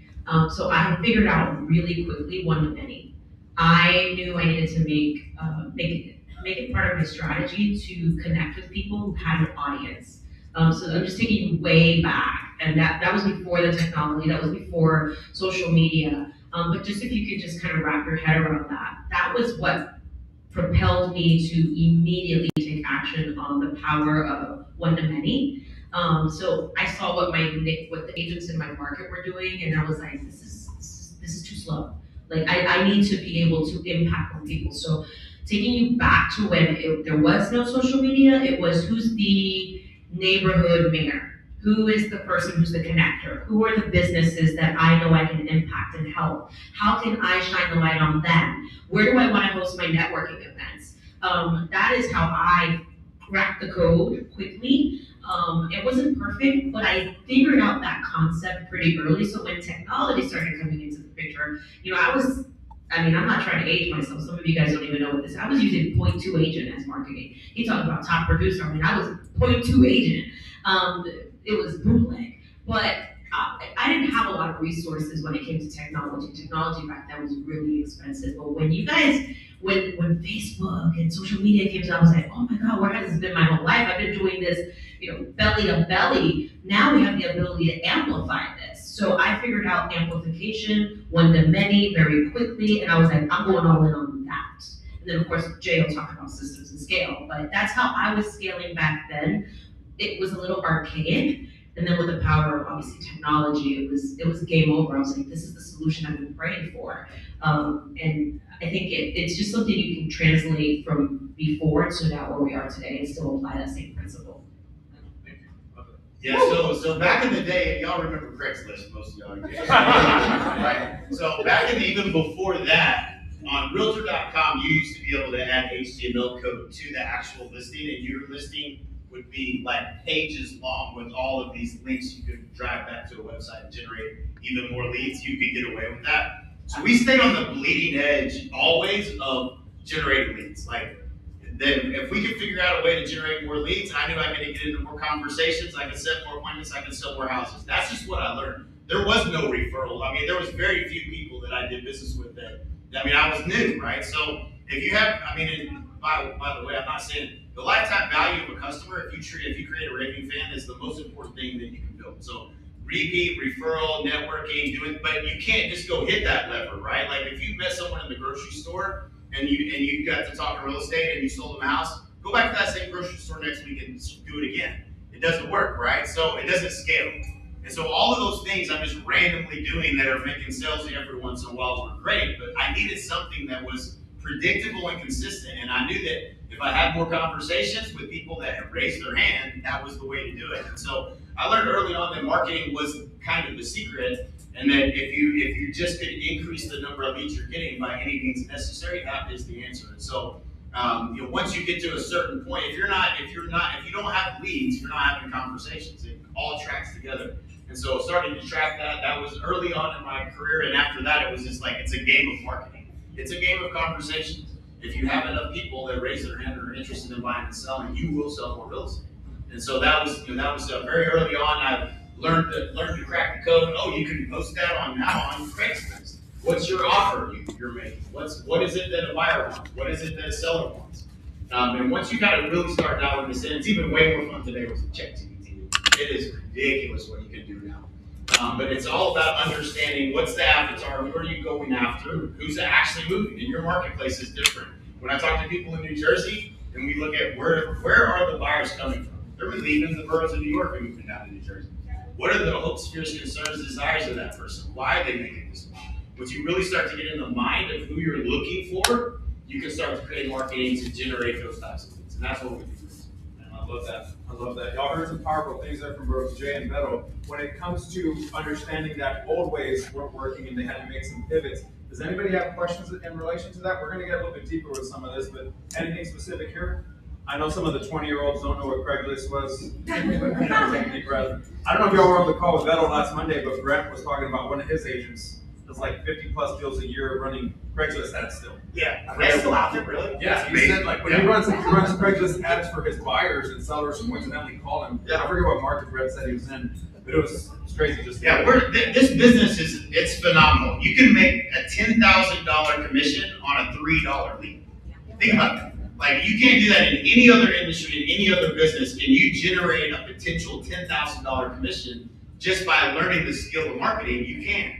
And that is, if you're selling cars, you got to buy the car at a price, sell the car at more than what you paid for it. You got a car lot, you got to put it on, you got to go there every day. Like there's no other business that you could create as much wealth as you can in real estate. And when you shift from this is very much a relationship business. So don't hear this as you shouldn't be building relationships and getting referrals and building your business around that, because I do believe that is the foundation of what you're building. But how do you get into these conversations is not that complicated. It's about generating more opportunities and being consistent, calling the lead in the first 5 minutes, if they're text back and forth. It's just not that complicated. So take us, because the next question kind of went with that, and you touched on it so well. You talk about the importance of relationship-based and referral-driven and traditional tactics. When you're learning things these days, the data-driven part of it, what has been y'all's experience with how it started scaling, right? Because some people have thought, and I love how Leo said it, like going from 15 houses to 100 is scary, right? So some people have that reservation about like, how am I actually going to scale this consistently? What if I do these things? What would you tell them around the data that you're looking at and the ability with scaling the marketing aspects on what's possible or what are the limits? Yeah, I would say that, first of all, you are wildly inefficient on a daily basis as a real estate agent. So the amount of things we do that are not productive is unquantifiable. So what happened for me was I was getting so many leads, having so many conversations, I got to a point where, first of all, I didn't know what I was doing. So like there was no playbook, nobody was telling me what to do. I was just like, you know what, I don't like doing this. Somebody else should do it. And I hired an assistant, and then I hired a second assistant, and then I had a third assistant. Before I know it, I had 4 people. I did 233 transactions because I didn't like any of that stuff. And I wasn't any good at most of it anyway. And so I like people. I like being with people. I like being out in the car. I would go show properties, and I would go on listing appointments. That's where I felt like I was the most productive. And so as I started delegating those things, that's how I built the team. It wasn't because I wanted to build a team. I was just too damn busy to not have some help. And so I think a lot of times when you look at what you're doing on a daily basis, if you're having, don't be afraid. You're just going to be having more conversations, and you're going to delegate the non-productive activities. If it's $10 an hour work, and this is where we screw up. We think, because we get pretty good at some of this stuff, right? So we're like, well, nobody can do this. I got to do it. Yeah, that's not true. You can hire, because if you're good at something, then you can teach what you do. If you have a process, then it can be taught to someone else. And what you'll find is that I found that people were better at a lot of things, most things, than what I was good at. And so your transaction coordination, the paperwork, anything that you don't change the outcome, that's the qualifier. If you don't change the outcome, and it can be taught to someone else, and it's not more than $10, $15, $20 an hour work, if it comes off your plate, I'll give you an analogy. So my dentist, I have this dentist in law, his name, I can't remember his name. Anyway, not that bad. Dr. Bridges. So when you walk in, you go to the dentist's office and they've got like 2 little doorways, and then there's a bed, and then 2 little doorways, and a bed's in the middle. And it's like a shotgun hallway, but the ceiling, it didn't go all the way to the top, and he's real loud. So you can hear him, you're sitting there with the, thing around your neck and everything. I hate this, but so I'm sitting there waiting for him, and I can hear him. He's like, oh, hey, goes the kids, blah, blah, blah. And boom, next thing you know, his hands are in your mouth. And he's doing this, and he's on his way to mine. And I'm like, this dude don't do nothing but like little bit of niceties, and then boom, his hands are in your mouth. A dentist makes his money when his hands are in your mouth. He wasn't setting up the tools in the room. He wasn't calling to make sure everybody was going to show up. The dude was very efficient with what he does, made a lot of money. He had one of the biggest houses in town. So that is, for us in real estate, hands and mouth is when you're face to face with a client, when you're on the phone prospecting, when you're doing a deal, or negotiating a contract. That's hands and mouth. That's where you make the most money you're going to make. That's where $10,000 is on the line. And so that's what you want to start thinking. When you start thinking about scale, don't be afraid of it. Just know that make a list of the things you hate doing, and you're going to hire someone to do those. You'll love what you do more, and you're going to be more efficient because you're not going to be so busy that you're not going to call back somebody that wants to list the property. That's not going to happen. You'll be like, yeah, I can do that, no problem. I'll be there tomorrow. What time you need? And so as you start having more conversations and building momentum, I went from 22 to 39 to 71 to 133 to 233 to 360 something to 400. It was like a damn rocket ship. I mean, it was nothing but growth. And the reason I was able to maintain that growth was because I was delegating the things, not knowing what I was doing about it. Like, I was not like in any way stretch of the imagination knew what the hell I was doing. But I was getting things off my plate. Looking back, I can say, oh, that was a pretty good idea. I didn't need to be doing those things, and other people could do it more efficiently. Woo! Woo! What are you doing in your marketing strategy that is involved?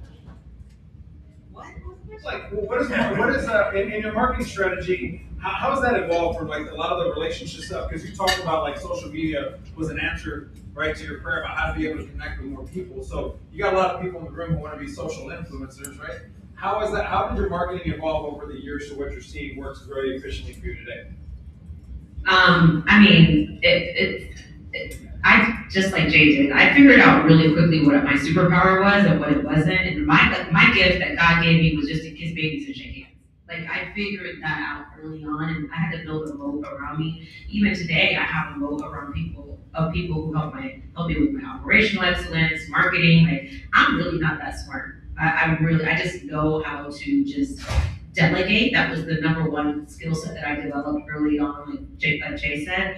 And even with marketing, I mean, I feel like it's always evolving, and I don't feel like I've 100% cracked the code. I'm actually hiring a new marketing team this week. We're interviewing because we have to put out so much content, and there's only so many hours in the day for me to be able to handle it myself. Some of you guys are doing all your marketing. My team has a very niche need of me because I'm the head recruiter for my team.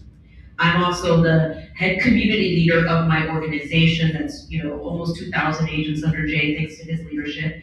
I'm also an influencer from, a thought leader, like Leo said, right? And, I have to have specific people who help me execute that particular I would say, division of my brand. I'm launching a women's, Latina only women's conference event that's happening, and like every single one of them has niche products and niche marketing strategies. So I now have to build another mode because I'm not marketing the same way I used to when I was selling 100 homes or 500 homes, and I beat him. He sold 500.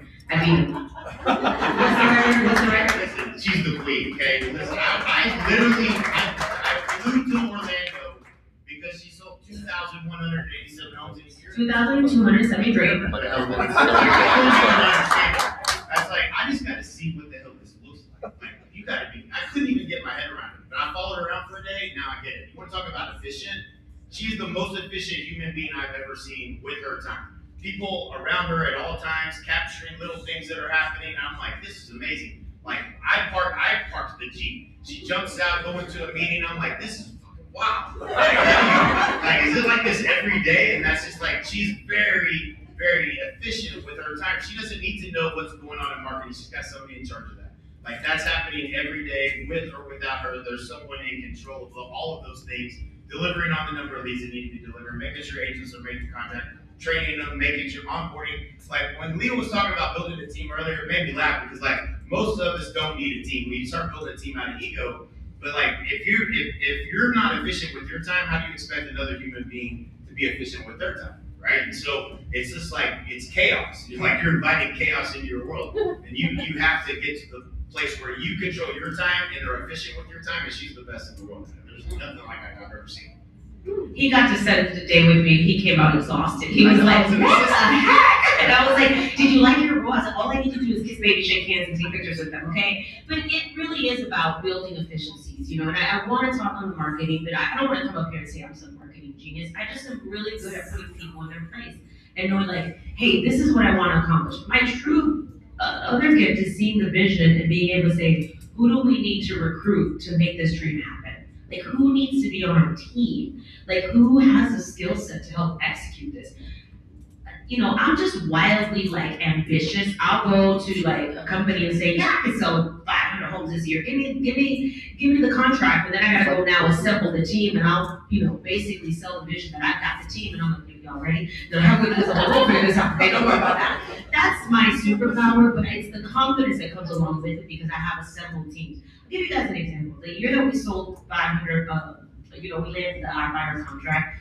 I was in New York at a Zillow advisory board meeting, and I had to interview for that, even though everybody thought I had it. I had to interview. I had to compete against someone that was operationally excellent.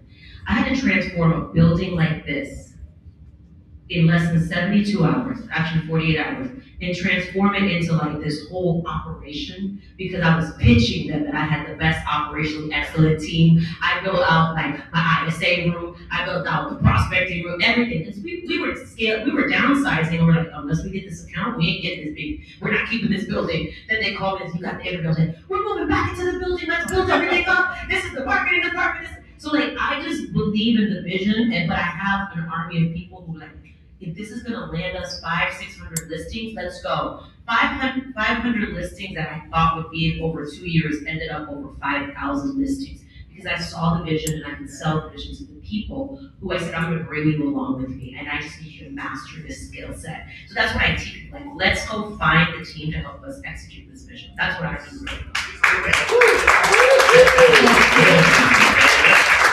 First of all, in real estate, there's not very many people that are gonna give you multiple deals in a year. Investors, new construction, home builders, stuff like that. She goes after the whole Zillow account. So, like, that's incredible. I watched that happen, and unbelievable to assemble a team. But that's what she does. She goes after the big deals. At this level, you're playing a different game. You're going after bigger opportunities than just trying to assemble one deal here, one deal there. So it's amazing. Kudos. I can't do it. That was awesome, man. Awesome. Hey, so keep us going, Jay. If you had to rebuild today from zero in a competitive market with today's tools, what would your first 90 days of marketing look like? Yeah, so when Leo answered this kind of earlier, like the repetition, like I've made so many calls. You could drop me into any marketplace, and my skills translate to I can make the calls here, and I can set appointments, and I'm going to go take listings. 100%. part of me would just want to be like, if you want to do it and you gave me no budget, I'm going to hit expired and I'm just going to crush that. Like, it's these people. Why would I do it? Because it's efficient. We know they want to sell. They were willing to pay a commission. That's all I needed to know. Like, I can start, anything else I'm going to do is going to be inefficient compared to making those calls. So I would probably start there if I had no budget. If I had a budget, I would start with understanding the marketplace. And I've had the benefit of doing this now with agents all over the country, and every market is dynamically different in terms of who's moving right now. In this marketplace, in my market in Frisco, Texas, if you go into ChatGPT and you say, where is the sweet spot? I live in Frisco, Plano, McKinney, Little Elm, the Colony, Prosper. They're all 5 minutes away. The sweet spot, 750 new construction in Frisco. Like, that is where there's the most search volume. That's where people are moving to. Well, why are they moving there? Okay, so it gives me two avatars. The avatar, this is what we do for you, by the way, as well. So, like, this is the process, if you will. It's going to tell me in this new market that I'm in where the sweet spot is, where the most volume is, where there's actually homes you can sell, and there's a bunch of people looking for them. And so now we just need to understand, like, once you start, marketing is just understanding who is it that we're looking for, right? Like, it's not just a lead. Who are we actually looking for that's going to actually pull the trigger and buy something?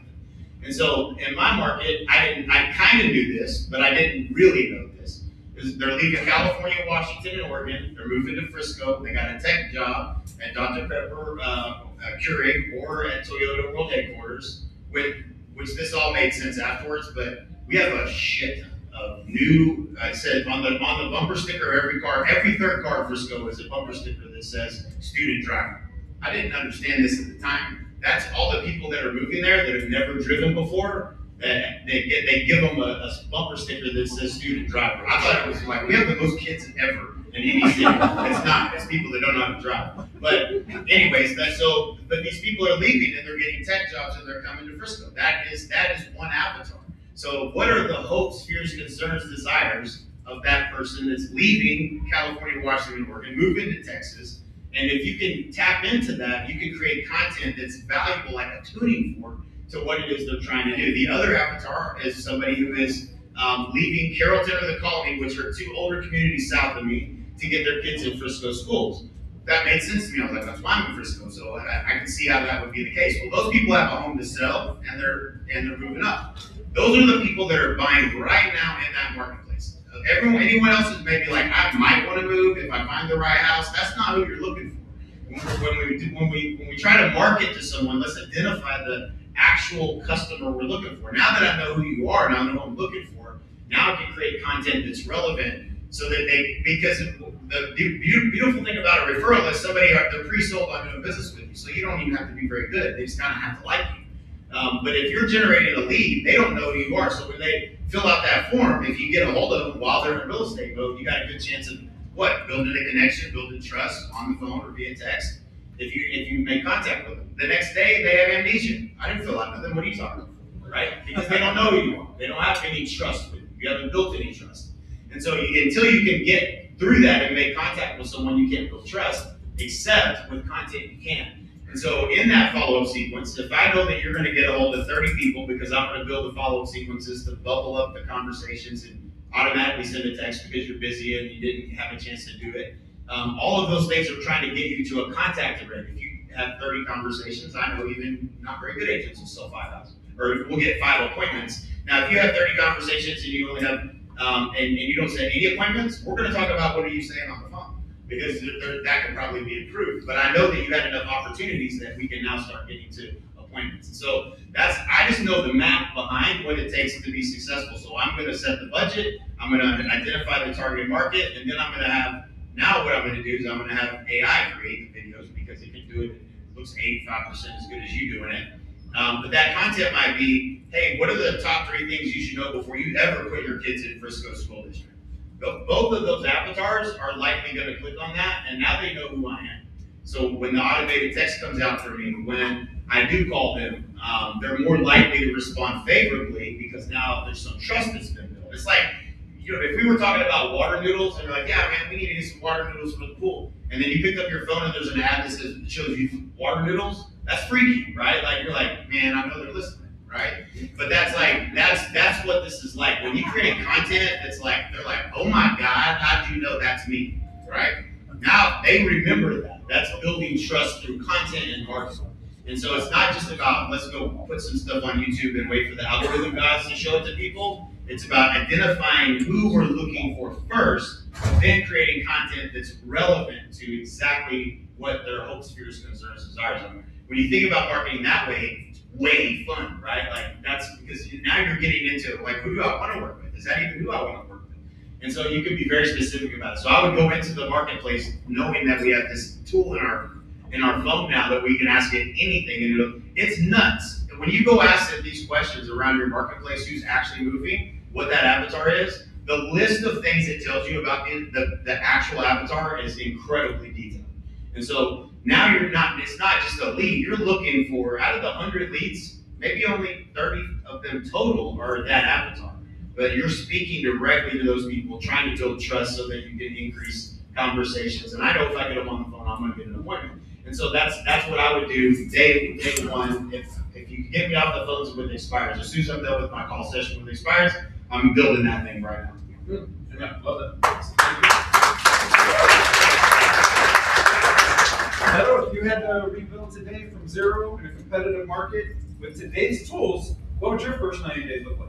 I would listen to Jay, number one. I don't know if you guys know this, but I was following Jay for many, many years before I could even like get into his world. I was like, take my money. And he was like, I can't, girl. You know how he talks with his little like, Latin Oklahoma accent. He's like, I can't, girl. I was like, take my money. I was like, I outperform the guy that, has my region. Take my money, I'll pay more. And he was like, I can't. And then when obviously we had the opportunity to partner together, everything changed. But to have the ability to learn from Jay, like I literally wanted to pay him $25,000 a year. Take my money. You have the ability to obviously learn from one of the legends. And I don't want to come out here and try to tell you some other formula other than like the scalability that he's teaching you to be able to make a decision for your business with data and be also like get to choose your clients. Like that's pretty cool that you get to be, rad and say like, I want to work with first time home buyers, or I want to work with relocation clients, or I want to work with sellers.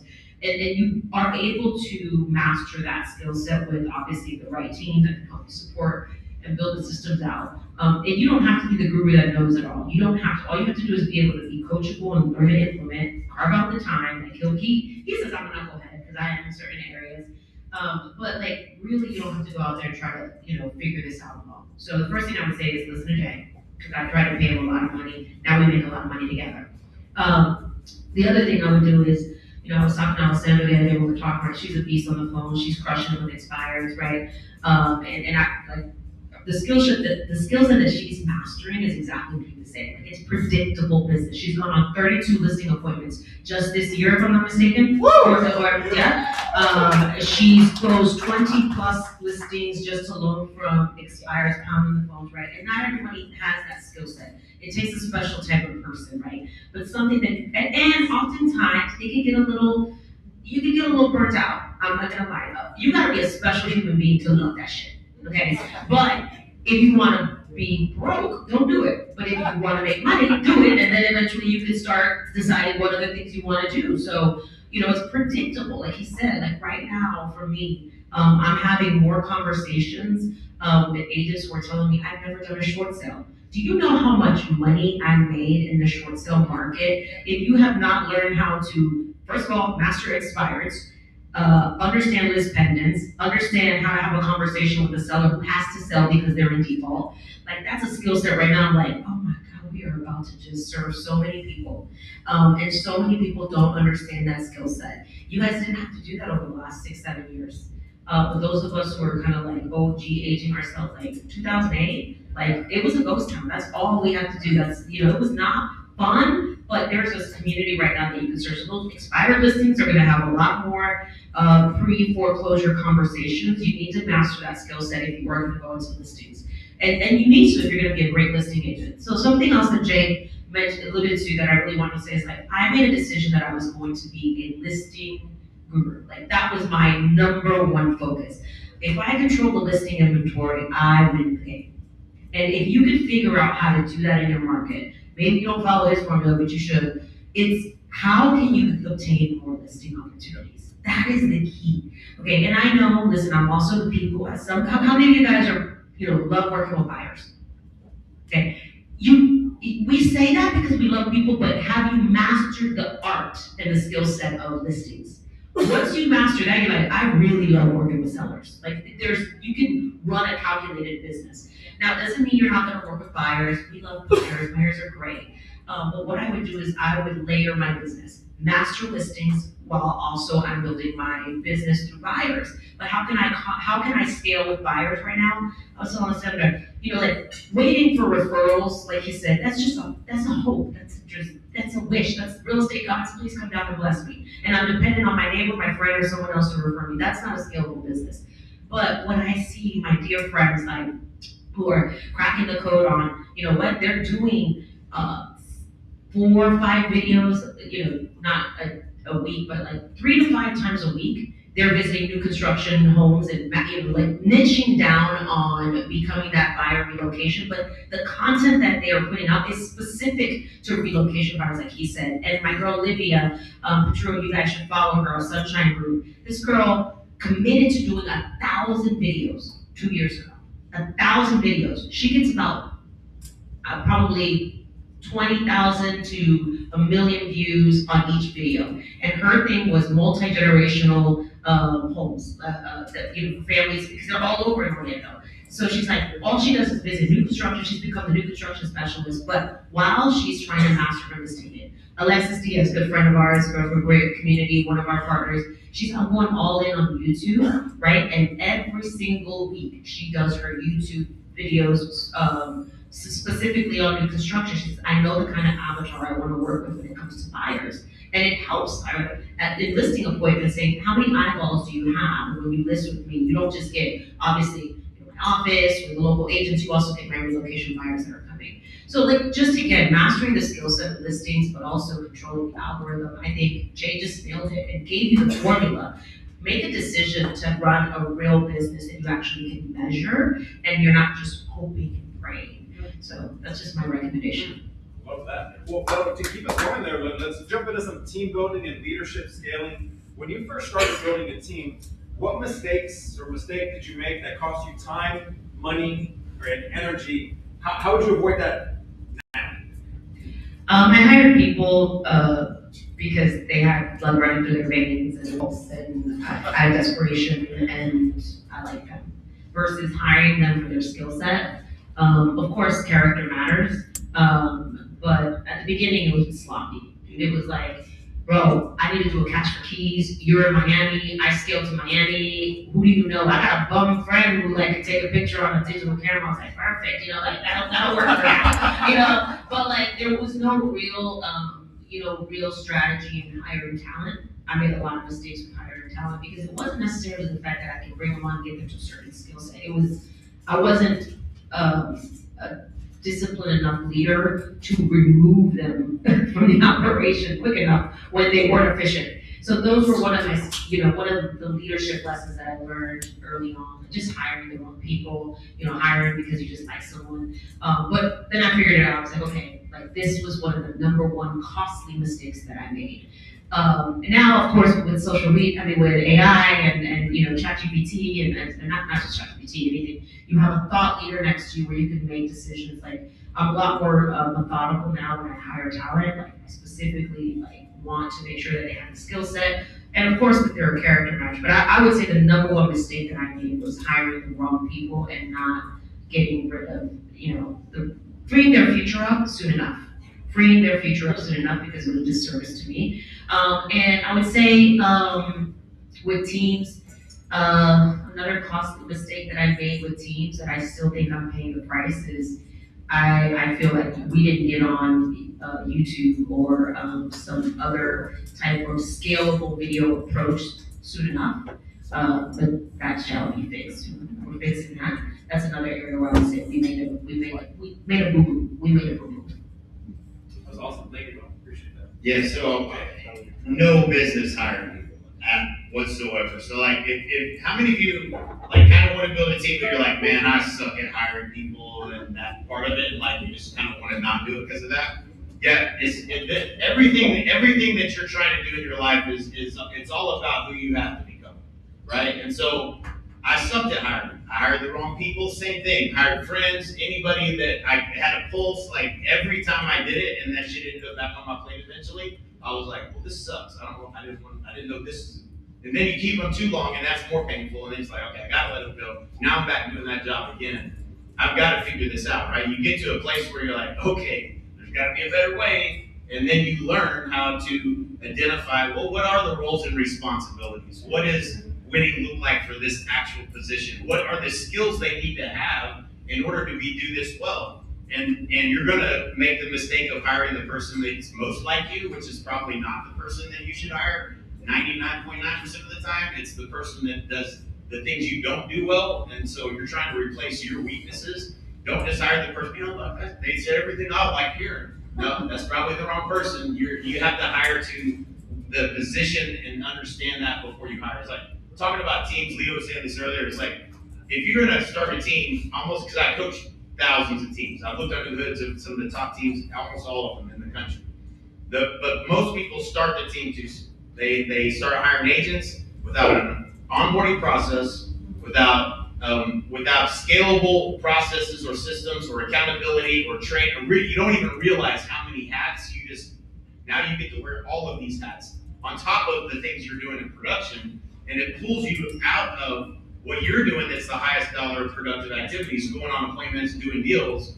You're now giving them to these agents, and you have all of these jobs, and they're going to get half the money, but you end up losing money going the team route because you really should have been getting more of the $10 an hour work off your plate before you ever brought on agents. And it's a lot. But if you don't have an onboarding process, a hiring process, core values established of who's the right fit, have agreements, not expectations on what is actually required before they start day one, then it's too soon. And most of us are, and this is not a bad thing, I think this is part of the lessons you learn in life. It's like we all did it, none of us did it right. Just so you know, none of us did it right. We all did it wrong. And we can tell you how not to do it, but you're probably going to do it wrong. And so just know you're going to run into that wall, and then just pick yourself up and be like, okay, what did I learn here? And what am I never doing again? And you'll know the core value things is probably the most important, and it's the hardest to get people to buy into. But if you've ever had the hair on your neck stand up when somebody does something, that's somebody that probably doesn't align with you from a core value standpoint, and you would do anything in the world to never have to work with someone like that. Until you end up with someone like that on your team, you're not going to understand core values. But that's it's part of it's all a process, man. Enjoy the journey of learning and growing and making these mistakes along the way, and you'll figure it out. I want to add something to that. Jay said he's had the opportunity to look under the hood of a lot of teams, and as well as myself, the ego is real. And Leo said it earlier, you just mentioned it, guys, you gotta take care of yourself and your family first. This idea of starting a team because it seems like it's just a cool thing to do, I can't tell you the amount of team leaders who cry on my shoulder because they're worried about someone else's family because they overcommitted to starting a team, and they have this perception and this illusion that they're, failing these families, but they're not paying their bills. Burn it down. And don't do it like he said, if you're not ready, take care of you first, your family first. There is no prize in starting a team. Most team leaders are not as profitable as they boast. Okay, there's a good group of the 1%ers, okay, but it is, again, you gotta either have a leadership book. I ask people, how soon before this team puts you out of business? That's one of the questions I ask people when they come to me, because they want to, and by the way, I charge a lot of money to coach. And I don't take on just anybody, because the conversations we have, a lot of times go over, if they don't have systems in place, processes, and they tell me, I was like Leo said, you have a country club. Energy, think about the energy that people will drain from you and that will drain your soul because you are trying to force someone to be into production. You're trying to force someone to want to go out there and do the work, pound the phones, and you can't force people to do anything. but you can control you. And I just want to give you guys, like he said, think about the things we've done wrong. Like, I don't want to see anybody go bankrupt because they thought they were going to start a team because it was cool. I've had more people say to me, I invested so much in the team and I'm back to zero. Like, why did you start a team in the first place? Like, and like Theo said, he said, like, you gotta have so much overflowing in that cup of lead flow. Like, I don't have a lead generation problem. I don't have enough agent problem. That's why I have a team. That's why I keep a roster of 60 plus agents. But I also have a recruiting machine around it because I know agents leave. Agents leave. So the other mistake I had was that I was hostage to agents that saying one day, like, oh, we're gonna leave the team. They're, because they all rallied together, like, we're gonna start our own team. I had 13 agents walk out the door. And I was like, we got a recruiting machine around the needs of the team, because in the event an agent leaves, a reality, agents do leave you eventually, and that's a good thing. They let them graduate. They should be able to. You should build them up to eventually get good enough to start their own if they're ready, right? Or be an independent solo agent. I had to walk out once, and we went down from 50 agents to 29 agents, because then you get the residual people that I want to be the last one standing, so I'm leaving too. That happens. And what happened? My team was like, the team's imploding. And I said, don't worry about it. We got a recruiting strategy. So team leaders, if you don't have a true recruiting strategy, you are a hostage. That's where the agents will then turn and say, we will revolt. And I'm like, I got a program for that, bro. I got a constant machine running on recruiting. And agents are like, well, we got new people. I was like, this is one ain't illegal. And when you do, I'm gonna celebrate it. And then I'm gonna develop this agent, and I'm gonna develop this agent, and we're a development agency of agents and talent and future leaders on our team. And I have coached hundreds and thousands of agents that have come through my ecosystem. But as team leaders, some people can't wrap their head around that. Like, agents are my listing appointments now. They are my partners, and I have to make sure I have a process in place to develop those agents and know when they grow up, I have to continue to groom other agents. But this is a real team leader conversation. Like, do not do this just to be the cool kids, because this is a true, like, this will rob you of your peace and your soul if you do not have a process in place. And I had to learn that the hard way. And today I can stand here with confidence and say, once you get on the other side, if you truly are gifted to be a team leader, it is a privilege, it is an honor, but it is a business. Yeah. Woo! So Leo was so dead on earlier when he said this, like, and Veronica just echoed it. I'm going to say it again because you probably need to hear it one more time. You don't need it if you don't have an overflow of deals that, like, I remember driving around and having like little message pad messages from people that had called wanting to list their properties that I hadn't called in a week because I was so damn busy. And I was like, so I've got more deal. I'm losing money because I've got more business than I can handle. That's when you need a team. You don't need a team to get on the transaction treadmill and just add more numbers to the number of deals you did this year, because you can't take that to the bank. That's not what matters. What matters is net profit. And so, and going back to what Veronica said earlier, you will have to make the shift from the buy side to the list side of the business if you want to be the most efficient.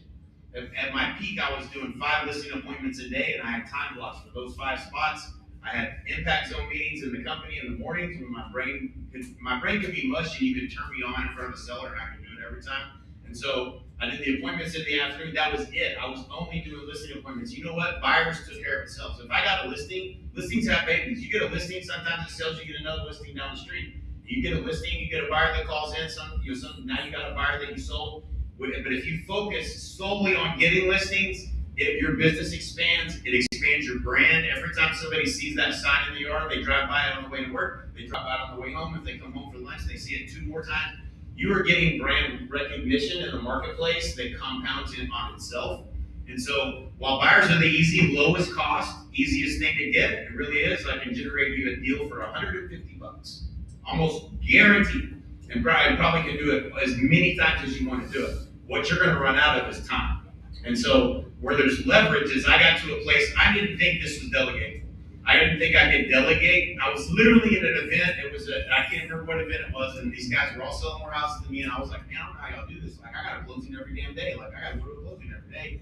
They're like, we go to the closings? I was like, what the hell do you mean you don't go to the closings? And they explained to me their process, and I was like, holy shit, they don't go to the closing. It blew my mind, like totally blew my mind. I was like, there's no way I'm not going to the closing. I went back, implemented what they did. It worked just fine. People were happy. We went over it ahead of time. I didn't have to go spend an hour waiting for the dang documents to get signed and all that. And I was like, they're still happy. I can't even believe it.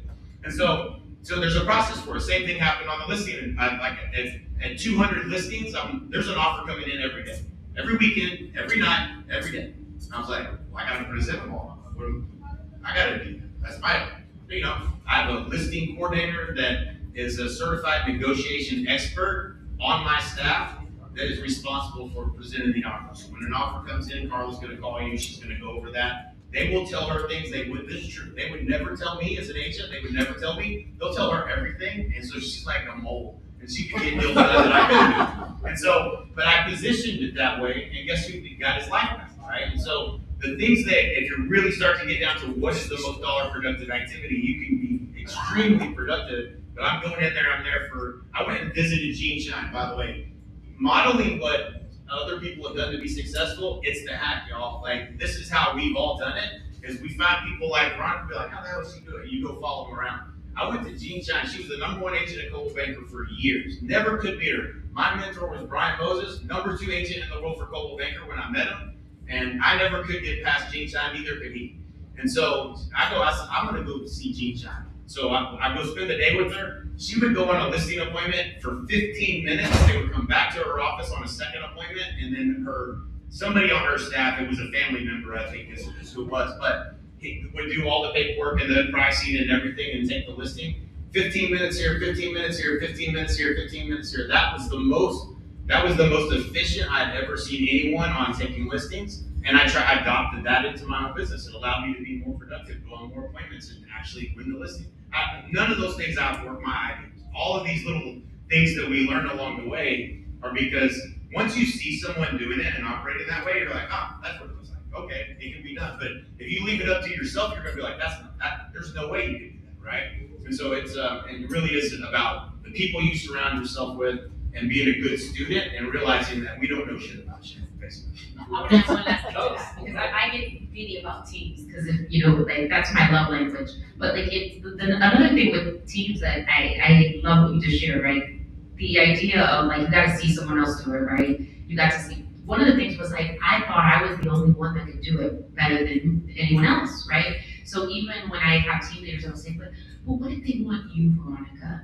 They want me, right? Because I'm the team leader, they want me. That is, if you do have a team and you are generating, enough business and you are now in leadership, I haven't been on a listing appointment the listing appointments I go on are, executive accounts or bigger accounts, but my agents my job is to make them so skilled on the phones and better that they don't even want to talk to me. They want to talk to them. So if you could develop that skill set, because I have a lot of team members say, but what happens if they call and they only want to talk to me? I was like, make your team members better. They're going to be better than you were ever on the phones. It's really funny how my sellers now, past clients and referrals of people, this is the conversation. Hey V, we want to send you a referral. Pair us with your best agent. Who are we working with? We trust you. We know you have a great team. The other said, Beto, we know it won't be you, but we know that you have amazing agents. Who can you connect us with because we want to sell our house? Man, that is the best feeling ever, where your clients actually know your brand, that your brand is associated with talent that will serve them, and you're just the connector. And the lead kind of I'm still here if anything happens, I can pop in, I'm like the dentist, I just want, where do I need to love on you? But they're like, hey, who are you connecting with me with? Because you're the trust source. And through you, I get the outcome that I want, but it's the agents that you've collected that I know are gonna take really good rate. That's the best feeling ever. And that's my North Star, is to build a business that my agents are better than me, and I'm just the connector. I just oh my God, I'm putting you with so much, so they're amazing. They're like, we love her. They'll call me, they're like, thank you so much, she was amazing. And then they start getting repeat business from that, and my agents are like, you're amazing. So that's just, again, something I want you guys to understand as a team, how we've evolved, how I've gotten to the point. I still run a team, and we're still gonna sell 600-700 homes next year. But it's through developing talent and also creating a brand that your clients also recognize your skill set as a leader. Woo! Yeah. We got friends in the room today. Agents, you and Jay share with us. Agents who want to build a team, but they're kind of like in that 20 to 30 transactions a year. What needs to be in place before they even think about making that first hire? Yeah, let's track what you're doing. If you're doing 30 transactions and you want to build a team, let me follow you around for a day and we're going to talk about being efficient. Because you're not that busy. Just you're not. And if you are, there's things that need to come off your plate that you can pay someone $15 an hour to do, and you can do that for a lot more deals, a lot more transactions that you can do efficiently before you should start buying. Because the mistake you're going to make is if you go, you need to hire staff. You need to get things off your plate. Number one, delegate. But if you hire agents, you don't realize it, but you are going to be spending more time trying, because you didn't have training for that agent. You don't have an onboarding process. Every question that they have, and you're out there doing deals, trying to do deals, so you're not there to manage them on a daily basis, and they're feeling lost. And you're gonna burn the midnight oil trying to help that person. It's not time for you to hire an agent. It's just not. It's very inefficient to do it that way. You'll end up making less money. I had a call with somebody the other day that the same exact scenario. She made $100,000 less when she went independent and started a brokerage. Didn't really even have a reason why. She left the company she was at. She said, I figure I'll just open a brokerage. Oh, I figure I might as well get some agents since I have my own brokerage now. She didn't have a vision for that, but then she did it. And then she's like, I've been trying to help them, and she actually did the math for me on it. She's like, yeah, I made $115,000 less than I did the year before. And I was like, let's fix that. That was not your intent, right? She was trying to build a business. And so I think you do the right things in the right order, and I think your productivity can be higher before you need to be at that place where you're busting at the seams with business before you start building a team, not just because you want a team. I think that's it's the entrepreneur, you might want to do it, but it's going to cost you in the long run. You don't have the systems and processes in place yet. You don't have the scalable lead generation in place. How you've got your business doesn't duplicate. And then, what do you do with that agent on a daily basis to make sure they're fully trained?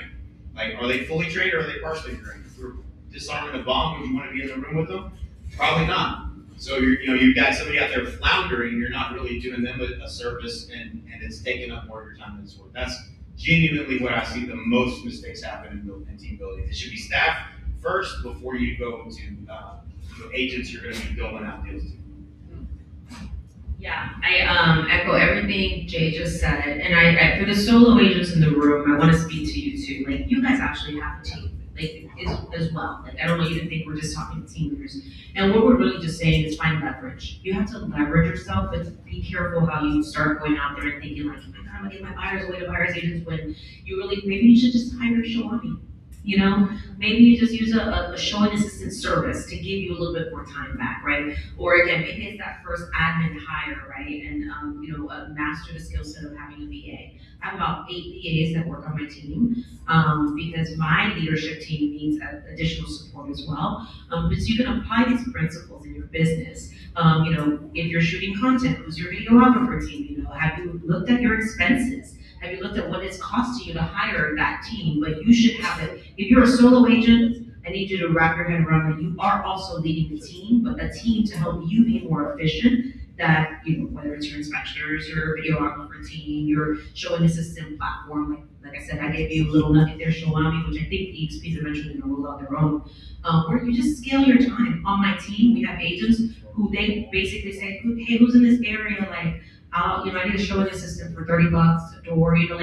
I see them doing it within the team to scale because there's only enough time in the day. But really, like Jay said, don't do it too soon. Be careful and really analyze where you're most inefficient and where you can buy back time. That's really what we're trying to do here, is buy back time so we can do the things that really matter, which is you should be negotiating contracts, having more conversations. Conversations lead to closings. That's really what you should be doing. Love that. Thank you guys. Hey, so we've got a few more minutes with Jay and Vero. You guys have heard some really powerful things around both marketing and team growth. We want to open it up for a few minutes to have some questions from you guys. And we saw JJ's hand go up immediately. JJ, hit us, man. What you got? So I was happy to hear a conversation that Jay had with some executives. Jay, talk about her. Herbie? Yeah. So the theory, has anybody ever read the book called The Goal by Elliot Goldratt? There's actually another book out by Chip and Dan Heath called Reset, where they talk about the theory of constraints. And the theory of constraints is understanding throughput, meaning like if I generated 1,000 leads for you today, there would be a bottleneck, and that bottleneck would be at how do I get a hold of 1,000 people, right? And so at any point in your business, there's always a constraint that pops up, and they gave this example in the book. This is fun. The funny story about this book was I had 3 of my highest paid mentors that told me to, so I had this book, and 3 of my best mentors over a span of a decade that told me to read it. And it was called The Goal, and so I was like, I already got lots of those, don't need to read this book. Don't know why I thought that, but for whatever reason I thought I'd do with it. And it was thick, and it was in fine print, and there's no pictures in this book. So I'm like, I just didn't feel like tackling this one.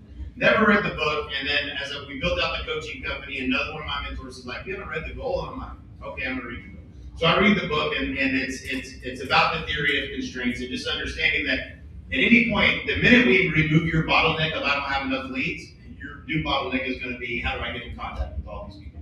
And then as soon as you fix that bottleneck, a new bottleneck is gonna emerge somewhere else. And it's a manufacturing story in the book, and they're talking about this manufacturing company, they make all these sales, and then they have to build this thing, and then they gotta send it to paint, and then they gotta do this, they get to deliver, and the company's not making money, and they've got all these bottlenecks at stations, wait stations, where things would bottleneck because this job was getting done too fast, this one couldn't keep up.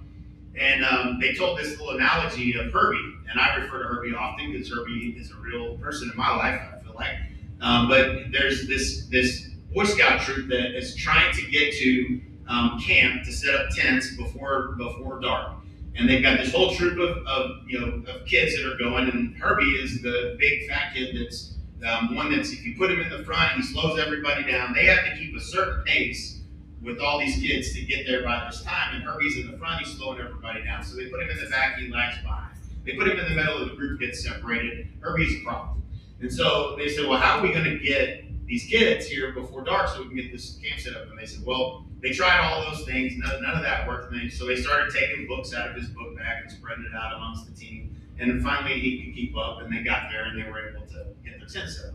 And so Herbie is the bottleneck. And so when at any point, especially as you're running a team, and this is where AI is becoming super valuable, especially I can generate you more leads than you can get to. But this is what happens when we turn on Funnel Pilot for people about 30 to 60 days in. They're so damn busy, they're like, I need to turn it off because I can't keep up with the leads. We created a Herbie for them.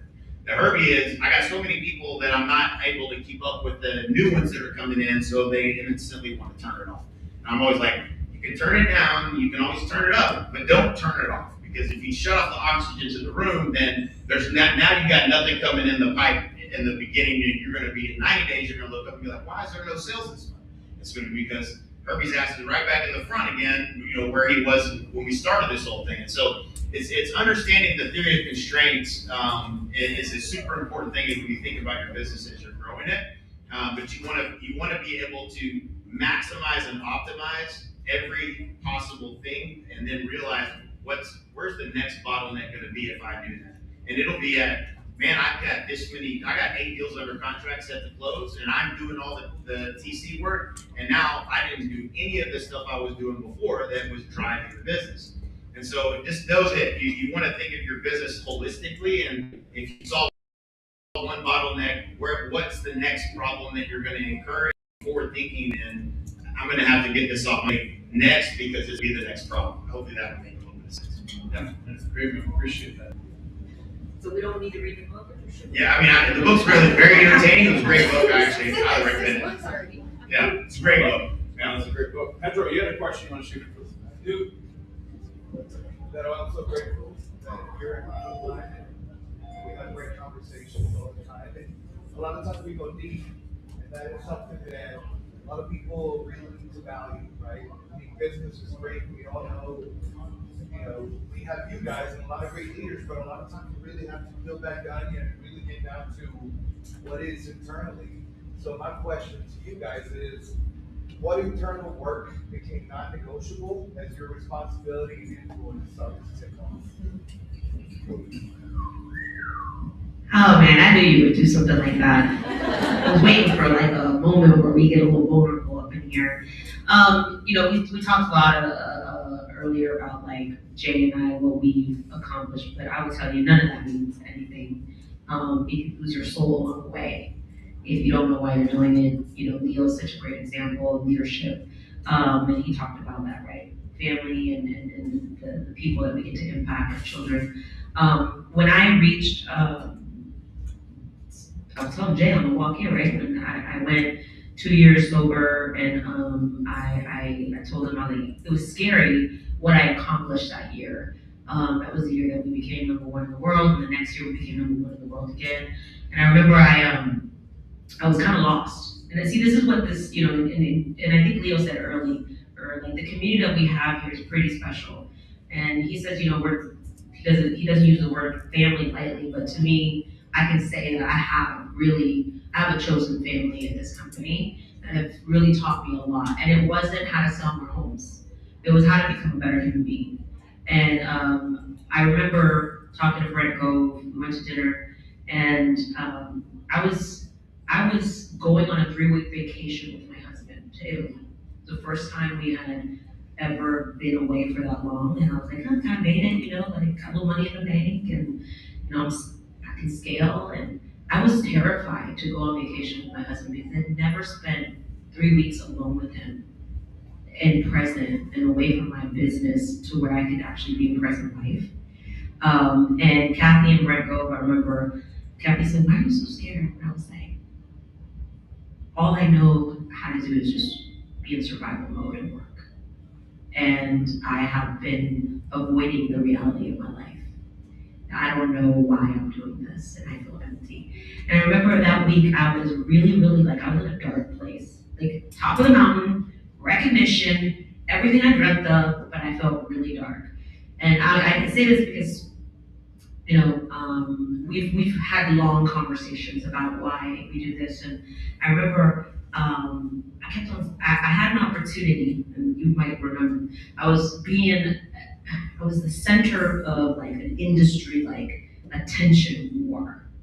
And I was like, God, I'm just Veronica. Why am I? Glenn's calling me. He was this. I'm in the middle of some negotiation wars. This is really above my pay grade. At least that's what I thought. And I was like, God, what do you want? Can you help me really understand what am I supposed to do? What am I supposed to do? I need to make the right decision for this. What if I blow it all up? I need to make the right decision. Help me make the right decision. And I'll never forget. I said, I need the answer. And that week, the only thing, I was by myself, I remember, because I needed a little bit of alone time. And the only message I kept on receiving was, I am the answer. And that was my moment when I decided to walk my faith with God and understand that what I was doing was so empty, it was so surface level. That moment changed everything for me.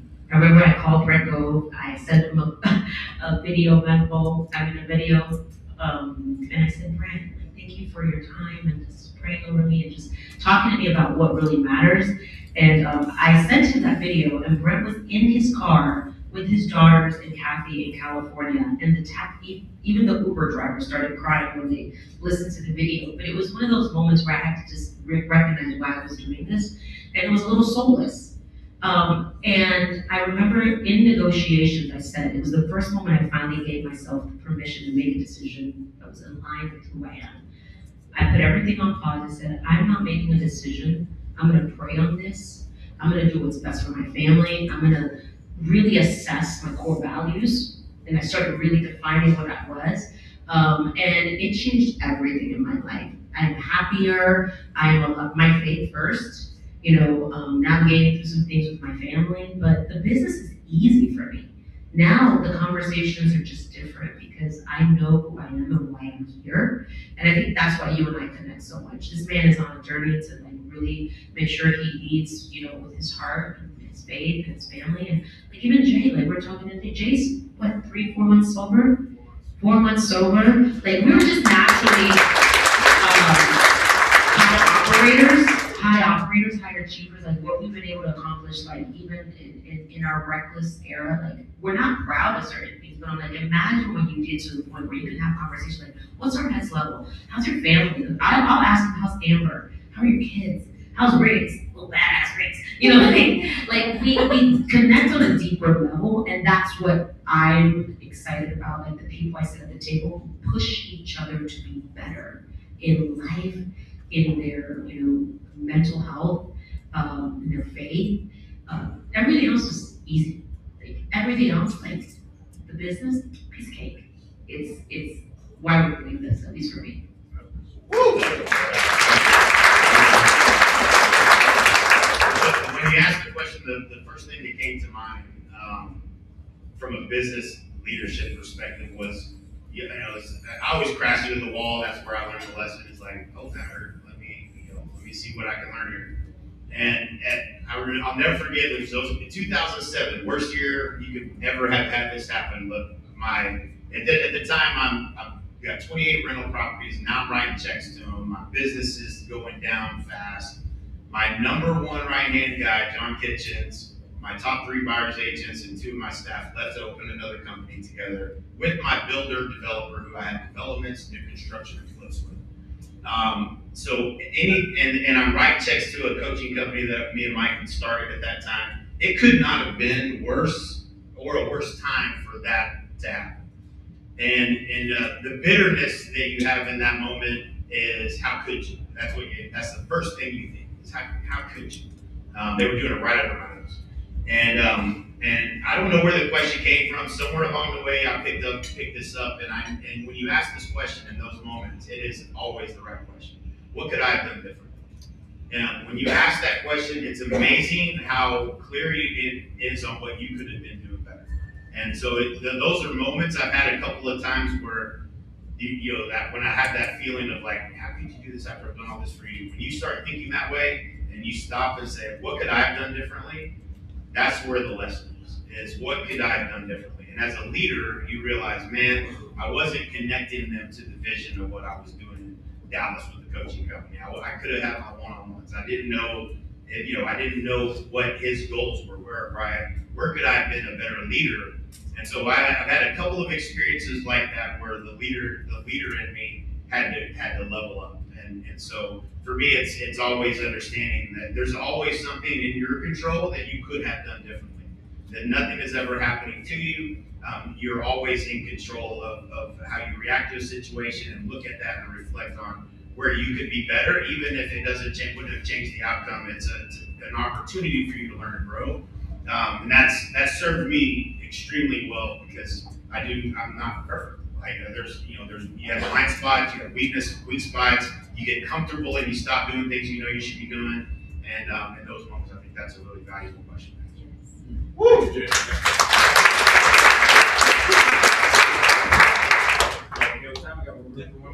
All right, we got one more question. Who's going to be the lucky person? All right, maybe 2. Jane, go ahead. Inez, we'll come to you next. Go ahead, Jane. Okay. I have realized throughout my career in management and being in the military and now in real estate, I've learned that I'm wired a little differently than a lot of people. In the sense that, and I've also learned in that same note, I used to think that going 100 miles an hour had to look the way I went 100 miles an hour. I had to learn that people's threshold is different. 100 miles an hour to me might be showing 30 homes in one day, and someone's threshold might be 3 in one day. On that note, in trying to elevate people around you and in your team and in your, just in your surroundings, trying to be that person that's like, hey, come on, you can do it. At what point do you tell yourself, you've done enough, let them go, and move on to someone. At what point do you say that? Because a lot of times you feel like this very next speech is gonna do it. This very next, if you just say it like this, it's gonna click, and it doesn't. So at what point do you just say, hey, you've done what you could with this person. You could be utilizing all that energy into 5 other people that you can get to immediately, but this person is exhausted. Yeah, so you asked the right question for me to answer. So I had one of my mentors, Clay Mask, they had a company called Infusionsoft, and they built it to $1 billion, and we got to kind of visit them 3 times a year while they're scaling this company. And one of the things he said in one of our mastermind meetings, he said, B players are the people you spend time with instead of your family. And man, that hit me like a ton of bricks. Because those people that I would stay late poured into, like, come on, man, this time they're going to get it. What he was saying is that the only time that you're able to those people is in the moment you're leading them, and then they don't go anywhere from it until you come back to them again and lead them some more. The people you're looking for in the world that's a core value fit for who you are the people that you lead them to here and you come back to them and they read another book and did something else and now they're here and they got a new problem, and that's an A player. And so, B players are you believe in them more than they believe in themselves. They're not willing to do. They're not like us. They're just not. And I think to me, you already know the answer. You gotta free up their future. They're not a good fit for your environment, and I'm telling you, it's costing you time with family. It's costing you time with others. But it starts with having agreements, not expectations, on the front end. And so it's either you're trying to get them to do things that you know is better for them for your reasons or their reasons, doesn't matter. They're still not doing the work. But was there ever an agreement as to what are the things that are going to be expected? And you both agree to that. This works at home too, with your spouse. But like, what is the agree? It's not an expectation. I don't expect you to do this. We have agreed that this is what we're going to do here. And if you have those agreements in place, now we can talk about what happens when you don't live up to the agreements we have. And now they'll self-depart because they're not willing to do what's necessary. But I think part of it is having that agreement up front instead of just like, dude, come on, man. Like, you have an expectation because you do it. You're like, why aren't you doing what I do? Like, I told you to do it. You see the results. She's doing it and she's getting the results. Why aren't you hearing me? Why is this not clicking? But I think part of it's having the agreement. And then I think you have to have a clear understanding of when you're going to let those people go. Yeah. I mean, I used to struggle with that because I love people. And I don't know, I'm assuming you run a team? Yeah. So the same way I don't hire, I also am not the one that onboards and offboards. So I actually have an entire process. We have a 0 to 90-day process, and we're managing the standards, not the person. So when they show up and we look at their book of business, and either you did the activities or you didn't, you take your emotions out of it because now the process and the standard. And you can have those conversations where I can say, hey, Jay, listen, like, I'm tied to your goals. We really want to help you. You've said that you want to accomplish all things. Your activities don't match what you said and also the standards that we have on the team. Next week, we're going to come back and this is what we're going to tackle. Either you did or you didn't. And if you didn't, then we're just going to agree what offboarding is going to look like. Like, I've had to mature into that conversation of my team leaders and my coaches, and now it's not emotional. And if we see that someone maybe went through something, maybe personal, whatever, we put them on a PIP, personal improvement plan, and just say, hey, listen, because they're like, well, I don't want to go, I really, okay, like, what's that going to look like? And a lot of times we just help them self-discover, and Chuck Black taught me that, like, look, at the end of the day, your average is everyone else's excellence. You're wired differently. We get that. We're the 1%ers. But like he said, A players don't want to be around B players. And what you allow on your team really is what your team standard is. So anything that you will allow below the normal standard, that's your new standard. So just if you can get to a point where you just manage this standard, the conversations aren't difficult when you could just say, Jay's had these conversations. Hey girl, either you did it or you don't. And like, when you're ready to get it done, call me. And I'm like, I can take that conversation because A players want accountability. A players want to be held accountable. They want to be pushed to the next level. And if you're babysitting a bunch of B players, you got to have a self-reflection. Why are you allowing that? And what's the fear in the way? Because is it because you don't have enough agents? Is it because you just don't want to look like people don't, you don't have good retention? And just have that conversation. It is the best feeling in the world that I literally sit with my COO and she'll be like, okay, we onboarded X amount of agents. We offboarded this amount. Last year, we offboarded 90 agents from our team that were non-productive, non-producing. The producers all stayed. A players all stayed. It was the ones, and we let 90 go because they didn't meet a standard. But then we said, hey, you can go into FastCap, be a solo agent over here. We still love you. You can, but to be on our team, our lead generation, inbound lead team, the standards is what we measure. It's not personal. It just it's freedom when you can run a business like that. Yeah. It is. All right, we got time for one more. Yes, that was amazing. Amen. Real power. Growing up, I grew up with a poverty mindset. Joined the military, learned a little bit more about, I was a W-2 employee for 24 years, and then I became an entrepreneur, became a real estate agent. One of the reasons why I came to EXP is for the future, right? It's where you come to grow and to be able to get to the point where you can retire and not be that 75-year-old agent that just, is still opening doors, right? So what are some wealth building strategies that have made the most impact to create that financial freedom to be able to, do that for your family and create that multi-generational wealth? Are we talking rev share? And besides commission, yes. Rev share. Okay. Yeah.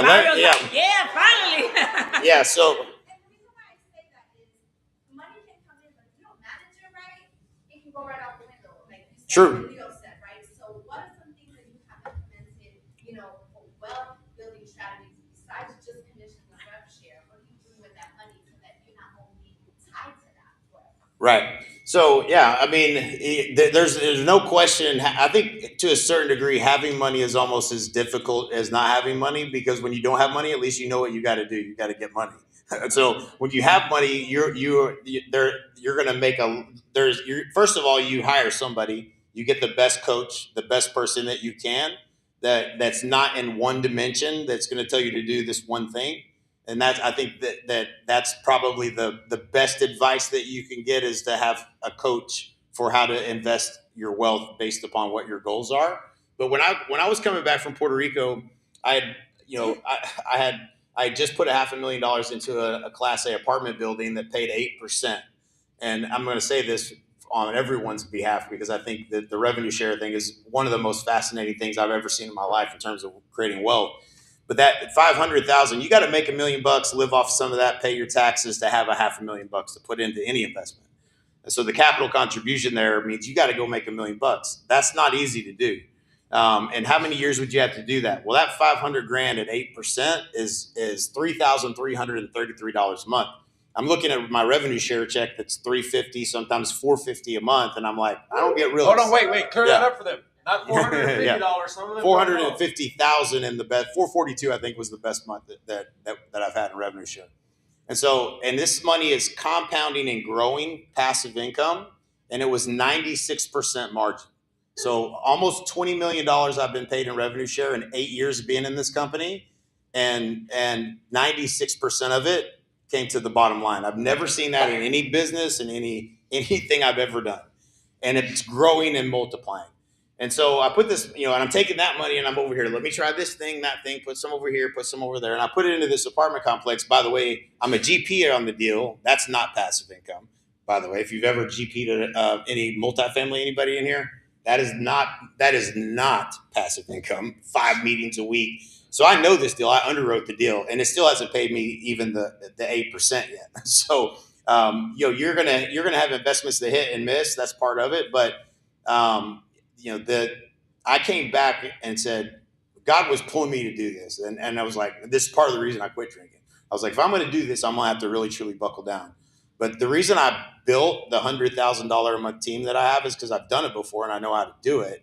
But it's because we all have an opportunity to create massive generational wealth in a way that doesn't require you to invest capital into.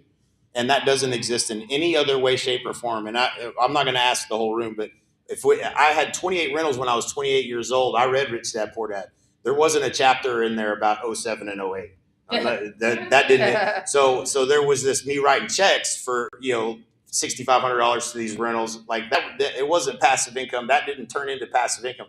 I think passive income is way more challenging and difficult to create for yourself than most people ever lead on to be.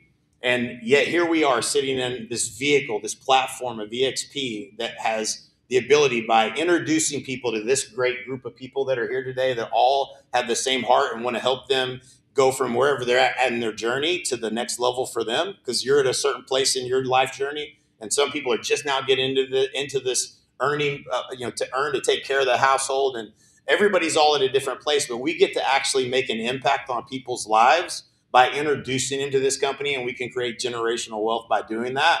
And so for me, I said, it would be pretty selfish of me to just keep this money. Why don't I build a better system for helping other agents and let them all leverage that to recruit more agents into what we're doing? And so I said all that just to say, like, we're sitting at a time and place, and 5 years from now, you could be in a financial place that I think is unachievable by any other means that there is possible. And so I think in introducing agents to this company and us all as a family helping them with the challenges of this ain't an easy business, right? Like, you hear the stories up here, like we've all been beat up, bloodied, and bruised and gone through some really tough times to get to the level of success, only to realize there was no exit. Like, I built a prison. My real estate team was a prison, and I literally put the bars up myself, and around me, and there was no way out of it. And so, we're very blessed, I think, to all be in this company and have the ability to create passive income that is going to multiply. And so I think that's the vehicle, I think, that doesn't exist in any other way, shape, or form. And any other investments I've ever done, they don't multiply. So, it's just an opportunity of a lifetime. And so I think at all costs, don't miss on that. Become an expert. Become mastery at that will pay you dividends for a long time. And so just become great at having conversations. It's the same principle. Conversations per day with people who want to buy and sell. Conversations per day with people who are in real estate, have real estate license, and want to grow. That is a qualified person for us to try to help. And you'll I think for all of us at a certain point, helping the team and helping the agents on my team was more rewarding than me going and doing another listing. And then helping an agent change their life because now they can earn as much money as they want in real estate became the thing that was most fulfilling for me. And now it's like, how many lives can we impact? How far in this life that we've been given, we're here, how many lives can we impact? And I think that's 8,000 agents in Honey Badger Nation. That's awesome. Well, why can't it be 30,000? Why can't it be 50,000? Because it's measuring impact. How many lives can we change? And so I would say that I think it will be more fulfilling on your journey as well. As that's another benefit of it. But don't miss on that. I think it's I don't know of a better way. If I did, I would be telling you. Amen. I really, this is important for me to share with you, and I think it might be a cliche, you've heard it, but it's changed my life. You're one relationship away from the rest of your life changing. Amen. And I've made it a personal mission to be in the right rooms. Like Jay said it earlier, the demonstration that you can observe from others, they give you permission to dream. They show you what's possible. If you are not willing to invest to get in the right rooms or, again, the right systems or go to the conferences, like, how are you going to see what's possible? Those of you who started off today, this might be the first event that you're now opening up your mind to see what's possible. I remember calling Jay when I was in Europe and I was like, hey man, I got an opportunity to buy a building in Orlando. You're gonna be in town. And he actually came and looked at it with us. And I was like, I think I figured out how I'm gonna get the money for it. It was because I was in the right rooms and I knew who to reach out to and I had trust equity. I think we underestimate the power of trust equity and we underestimate the power of network equity. Network equity, I have built wealth by being in the right rooms with people that have seen my work ethics and seen that I'm a savage when it comes to work, but I had never realized what was possible until I got into those rooms. That's why you need to go to their conference, so that you could see what these women have did. 5 years ago, they were around a pool at Cabo, which you guys should go to Cabo as well, and dreaming, and look at what they've built. An 8-figure business that is impacting women beyond. That's a wealth strategy there. And now I remember telling them, I was like, girl, when you guys gonna start recruiting on this, a rev share thing? They're like, Leo built co-sponsor for us. I was like, yes. There are so many avenues of how you can make wealth with this tool, that platform that we have. You just got to get in the right rooms with the right people. With them, they give me permission. Like, now I got a very elite group of women that I can give an avatar. You got to make $100,000 or more, because now the conversation is next level for me. Like, how can I help them scale? Right? How can I help them build something? Or what's their recruiting strategy? What's their passive income strategy? Right? The conversations become so much funner. What are we doing to invest? Don't go into the OA. Be smart enough to have an investment advisor. I remember when Leo said his net worth was $5 million. I remember the first time my investment advisor told me that, and I was like, he said, I'm gonna take you from $1 million to $5 million. I was like, bro, don't smoke the first million in my family. I'm happy with $1 million. He was like, no, I want to show you that there's a next level. 5 million. There's a next level. 10 million. And I watched it happen. And he says, the compound effect of rev share. He was so excited about that. But then making strategic investments, strategic partnerships that are aligned with the nucleus. Like Jay said, keep it simple, but you'll be amazed what happens when you get in the right rooms and you surround yourself with people that give you permission to expand. I remember calling this guy and saying, you were crazy. I said, yeah, because I'm a honey badger, bro. You give me permission to think big. And I am the scrappiest person, right? But I will pick up the phone and put a deal together, because I believe in the people that surround me, and they give me the momentum to bet on something wild, like buying a Keller Williams building at the same time that Keller Williams suing me, and still closing it, and then they end up being my tenant, and now opening the first culture center in Orlando, to where we're gonna have 300 plus agents, and they're all gonna be a part of the vision, right? But I just want to give you permission to really expand your mind. Network equity, relationship equity, and trust equity. Love it. Mario. Oh, this guy has 2 questions. All right.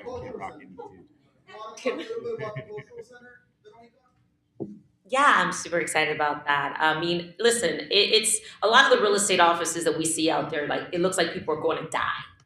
Literally, it's it feels like a funeral home. And we've kind of believed in this idea of a personal development center that disguised as a real estate office. And my partner Gil and I, and many of you guys know, we're blessed to be co-sponsors with you guys, and we're the type of people that when you partner with me, you partner with all my partners.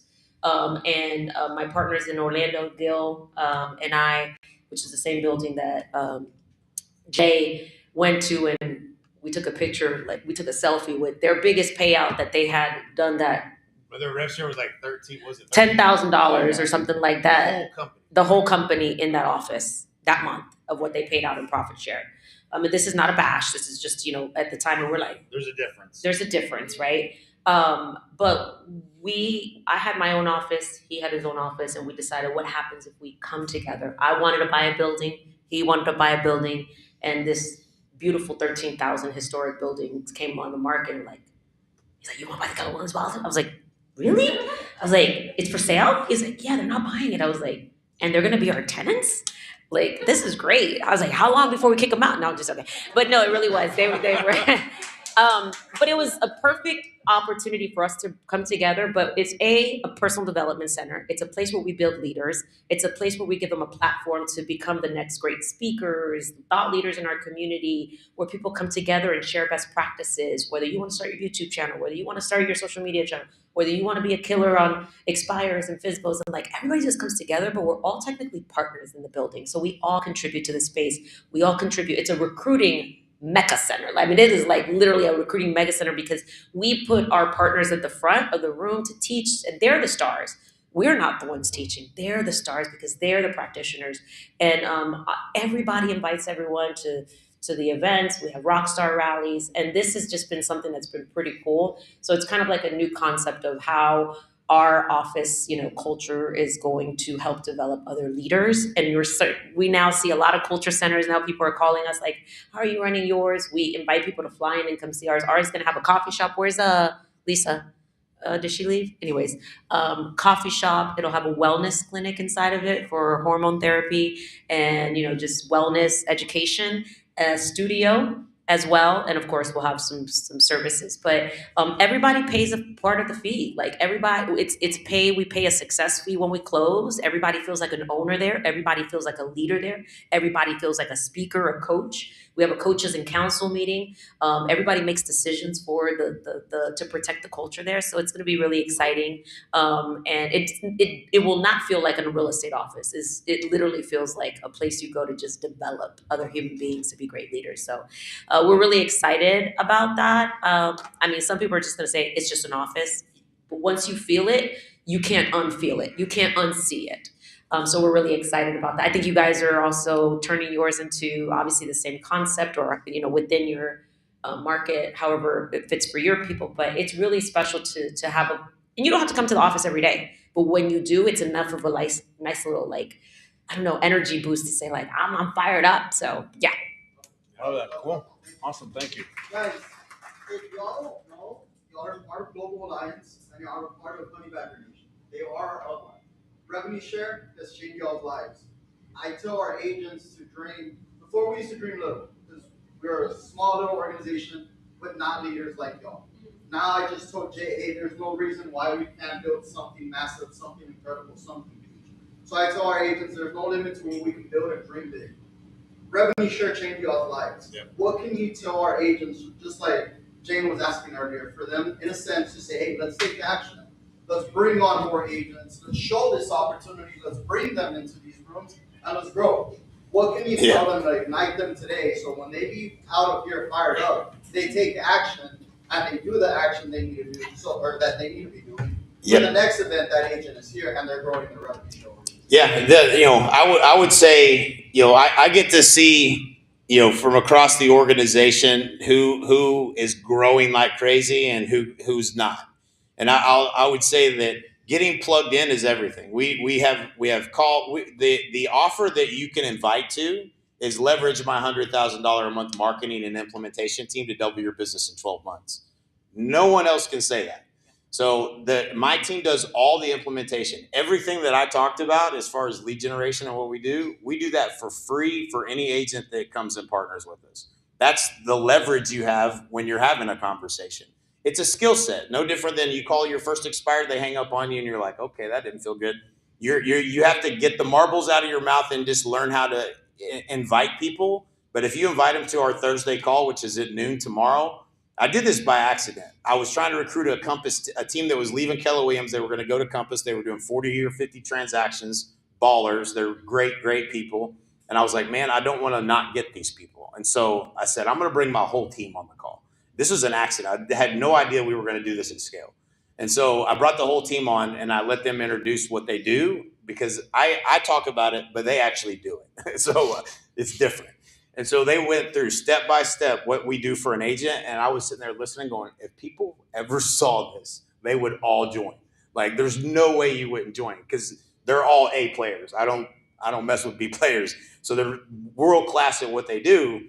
And we got the team. And I said, we're going to go to a format where we introduce the team to here's going to be your team. Like, it's essentially agents, we always get taxed. Either we're getting taxed by the broker, or they bring in Op City and now you're on a 50-50 split, or Zillow wants 41%. Everybody that knows how to do what my team knows how to do, they take a lot from you. And we don't take anything. So we're just going to help you build your business, help you build your brand, help you build your content aligned to that, all done for you for free. That offer is such a good offer that 1 out of 2 people that join that, we broke Zoom last week with this. Like, we only been doing it for 3 weeks now. 3 weeks. The second one, we hit the limit of Zoom and broke Zoom. So like, that's the offer you have. And if you don't know the link you have to send someone to that, then you're not plugged in, right? So you just need to get plugged in, get trained, get in the environment, and stay in the pocket. I kick people out of the group. If you don't show up to the calls, I know you're not there. So I'm going to let people know this is for the people that are obsessed. There's a seat at the table for you as long as you show up. So if you show up, I show up every week. If it's worth my time, then it's surely worth yours. So be on the trainings. And if you want to look up a year from now and never have to sell a house again, that's real for you. That's a possibility for you if you stay plugged in. That's a real opportunity. And we built this to 8,000 agents without an offer like this. Right. And so like it's extremely high value for the agent, and my team's phenomenal. I can't say enough about them, but just get plugged in and just join the weekly calls, and you're just going to have conversations. There's not very many agents on the planet that if we couldn't help them sell 2 to 3 more deals a month, that doesn't solve most of their problems. That no broker is going to do that for them. And if they do, they're going to charge them a lot. And so it's just an opportunity to get them plugged into something that's like a tuning fork to what their biggest problem is. Like I was talking about with buyers and sellers, we want to understand the avatar.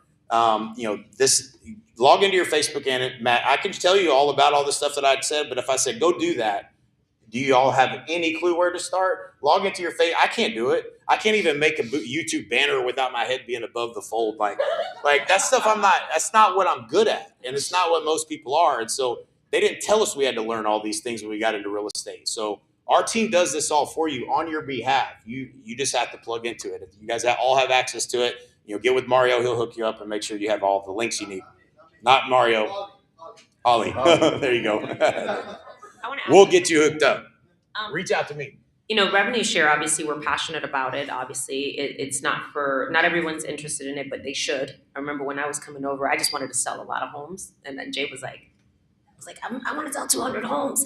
And then, he would coach me, but he was like, hey, this revenue share thing is real. And I was like, I don't care about that, Jay. I don't care about that. And I remember at the time you were making about 80,000 a month. And he was like, you're only 2 years behind me. You're only 2 years. I was like, Jay, just whatever. But it didn't hit me until, once that first check started coming in and things started really, I was like, oh my God, 2,800, 8,000, 10,000. Then I started paying attention. I didn't even know how that happened, but I figured something out. I became a world-class inviter. Just be a world-class inviter. He's got the platform. They've got the conferences. You've got the leadership. Invite people to an opportunity where they can grow their business and build, systems and processes and be around leaders that have proven formulas. And if you can at least understand becoming a world-class inviter, revenue share will incentivize your leadership and the connections that you have because you're helping people in their business. Whatever journey they're on, maybe they just want to sell 1 home a month. Maybe it's 2. But if you could be the one, like Leo said, I can help you take your business from here to here by inviting you to the right rooms. Imagine just being paid for being world-class inviters. If you could just shift your mind to that, here's what happens. You don't recognize that until your mom gets sick with cancer. You could take 6 months off and spend 6 months off with her to make sure she gets the best care. See, EXP, we throw these numbers out, but it's the moments that change everything that for me, I'm more passionate about it than ever. So that if you have to take off time with your family, you can be there in those moments that matter. Yeah, it's fine for the bags, the shoes, the buildings, and all that stuff. That's fine. But it's the little moments where I even have someone say, I'm a single mom and I don't have to take my daughter out of gymnastics because I didn't have a closing this month. And my kids can have what they want. It's those little details, the little moments, just because you figured this out. Invite, plug them in, solve a problem for them. And this is incentivized leadership. You are the ones building this company, and we build it with great people. Who do you want to be in business with? Invite them to be around us. We'll help you. You don't do this alone. He said, if you're not on his calendar, setting up third-party validation calls or third-party calls, what are you doing? If you really want to grow revenue share, or if you're not inviting them to these amazing, did you guys get value, even outside of revenue share today? Did you guys get any value that you can go and implement in your business with what Leo said or Jay said today? That in itself, you now reach out to someone and you say, hey, here are my notes. I just want you to pour into them, but make sure they don't miss the next one. And you're going to watch how revenue share starts chipping away and it starts like, wow, that's nice. 500, 1,000, 2,000, 3,000. We're not saying I want 350,000 a month, but I'm just saying I'll take 3,500. So it's the little things that matter and that compound over time. One day you'll wake up, it's 10,000. Next thing you know, it's 20,000. And those are life-changing numbers for some people. Cool. Awesome. Thank you guys. Yeah. Well, hey guys, I want to thank Mario and everyone here, but you guys have to dream bigger. You guys have a great organization. The co-sponsorship changed the game. Everything. they built into 80,000 together with all the other leaders. You guys can 10x this. Yeah. And that's what we're doing now with co-sponsorship. I'm intermingled with them. They We're may know, all they may not incestuous, know. like. We're all together. I'm with the girls with Brent. Mari and I are working together. Everyone can work together. That's the power. But you gotta dream big. You really, and you gotta find your why. If you don't find your why, your passion for it, it's not gonna go anywhere. So I just want you to guys know that you guys are very fortunate to have great leaders here, and let's grow. It doesn't take a lot of time. I just need you guys to know that. Like, what? Maybe if 2 hours a week, if they can dedicate 2 hours a week to it, y'all are gonna grow like crazy here. Big Fridays, That's guys. it. We That's have it. Freedom Fridays. Big Friday and an hour, 2 hours, 3 hours, depending on how fast you want it. Y'all see me on Fridays. It's agent attraction all day on Friday. I'm not doing anything else but agent attraction because I want to get 500 agents ASAP. I want to get 5,000 agents ASAP. Guys, we have so many great leaders here. You need leads, Jay got you. You need to build a team, Vero got you. The girls are greater here. We have so many amazing agents in this group. There's no reason why we shouldn't all be growing as fast as possible. They're all coming.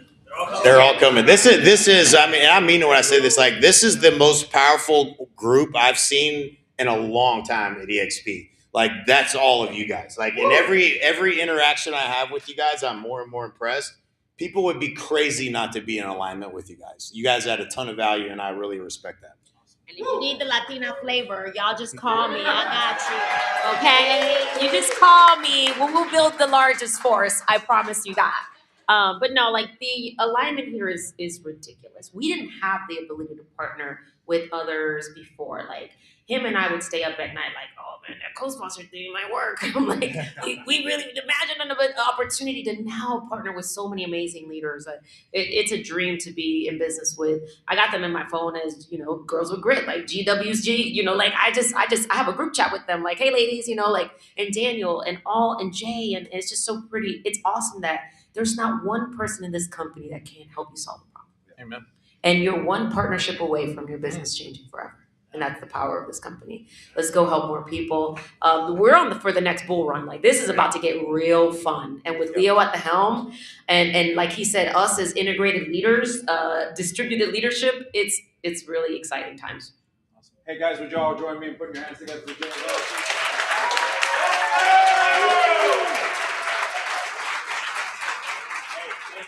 Thank you guys all so much for being here. We've got the room for another happy hour. I don't know.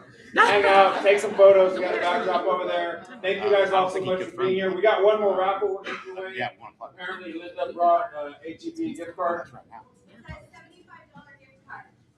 I was just kidding, Linda, but it sounded good. I don't know where the Meritage girls went. They abandoned me. All right.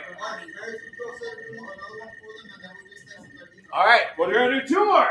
First one's for Linda, $75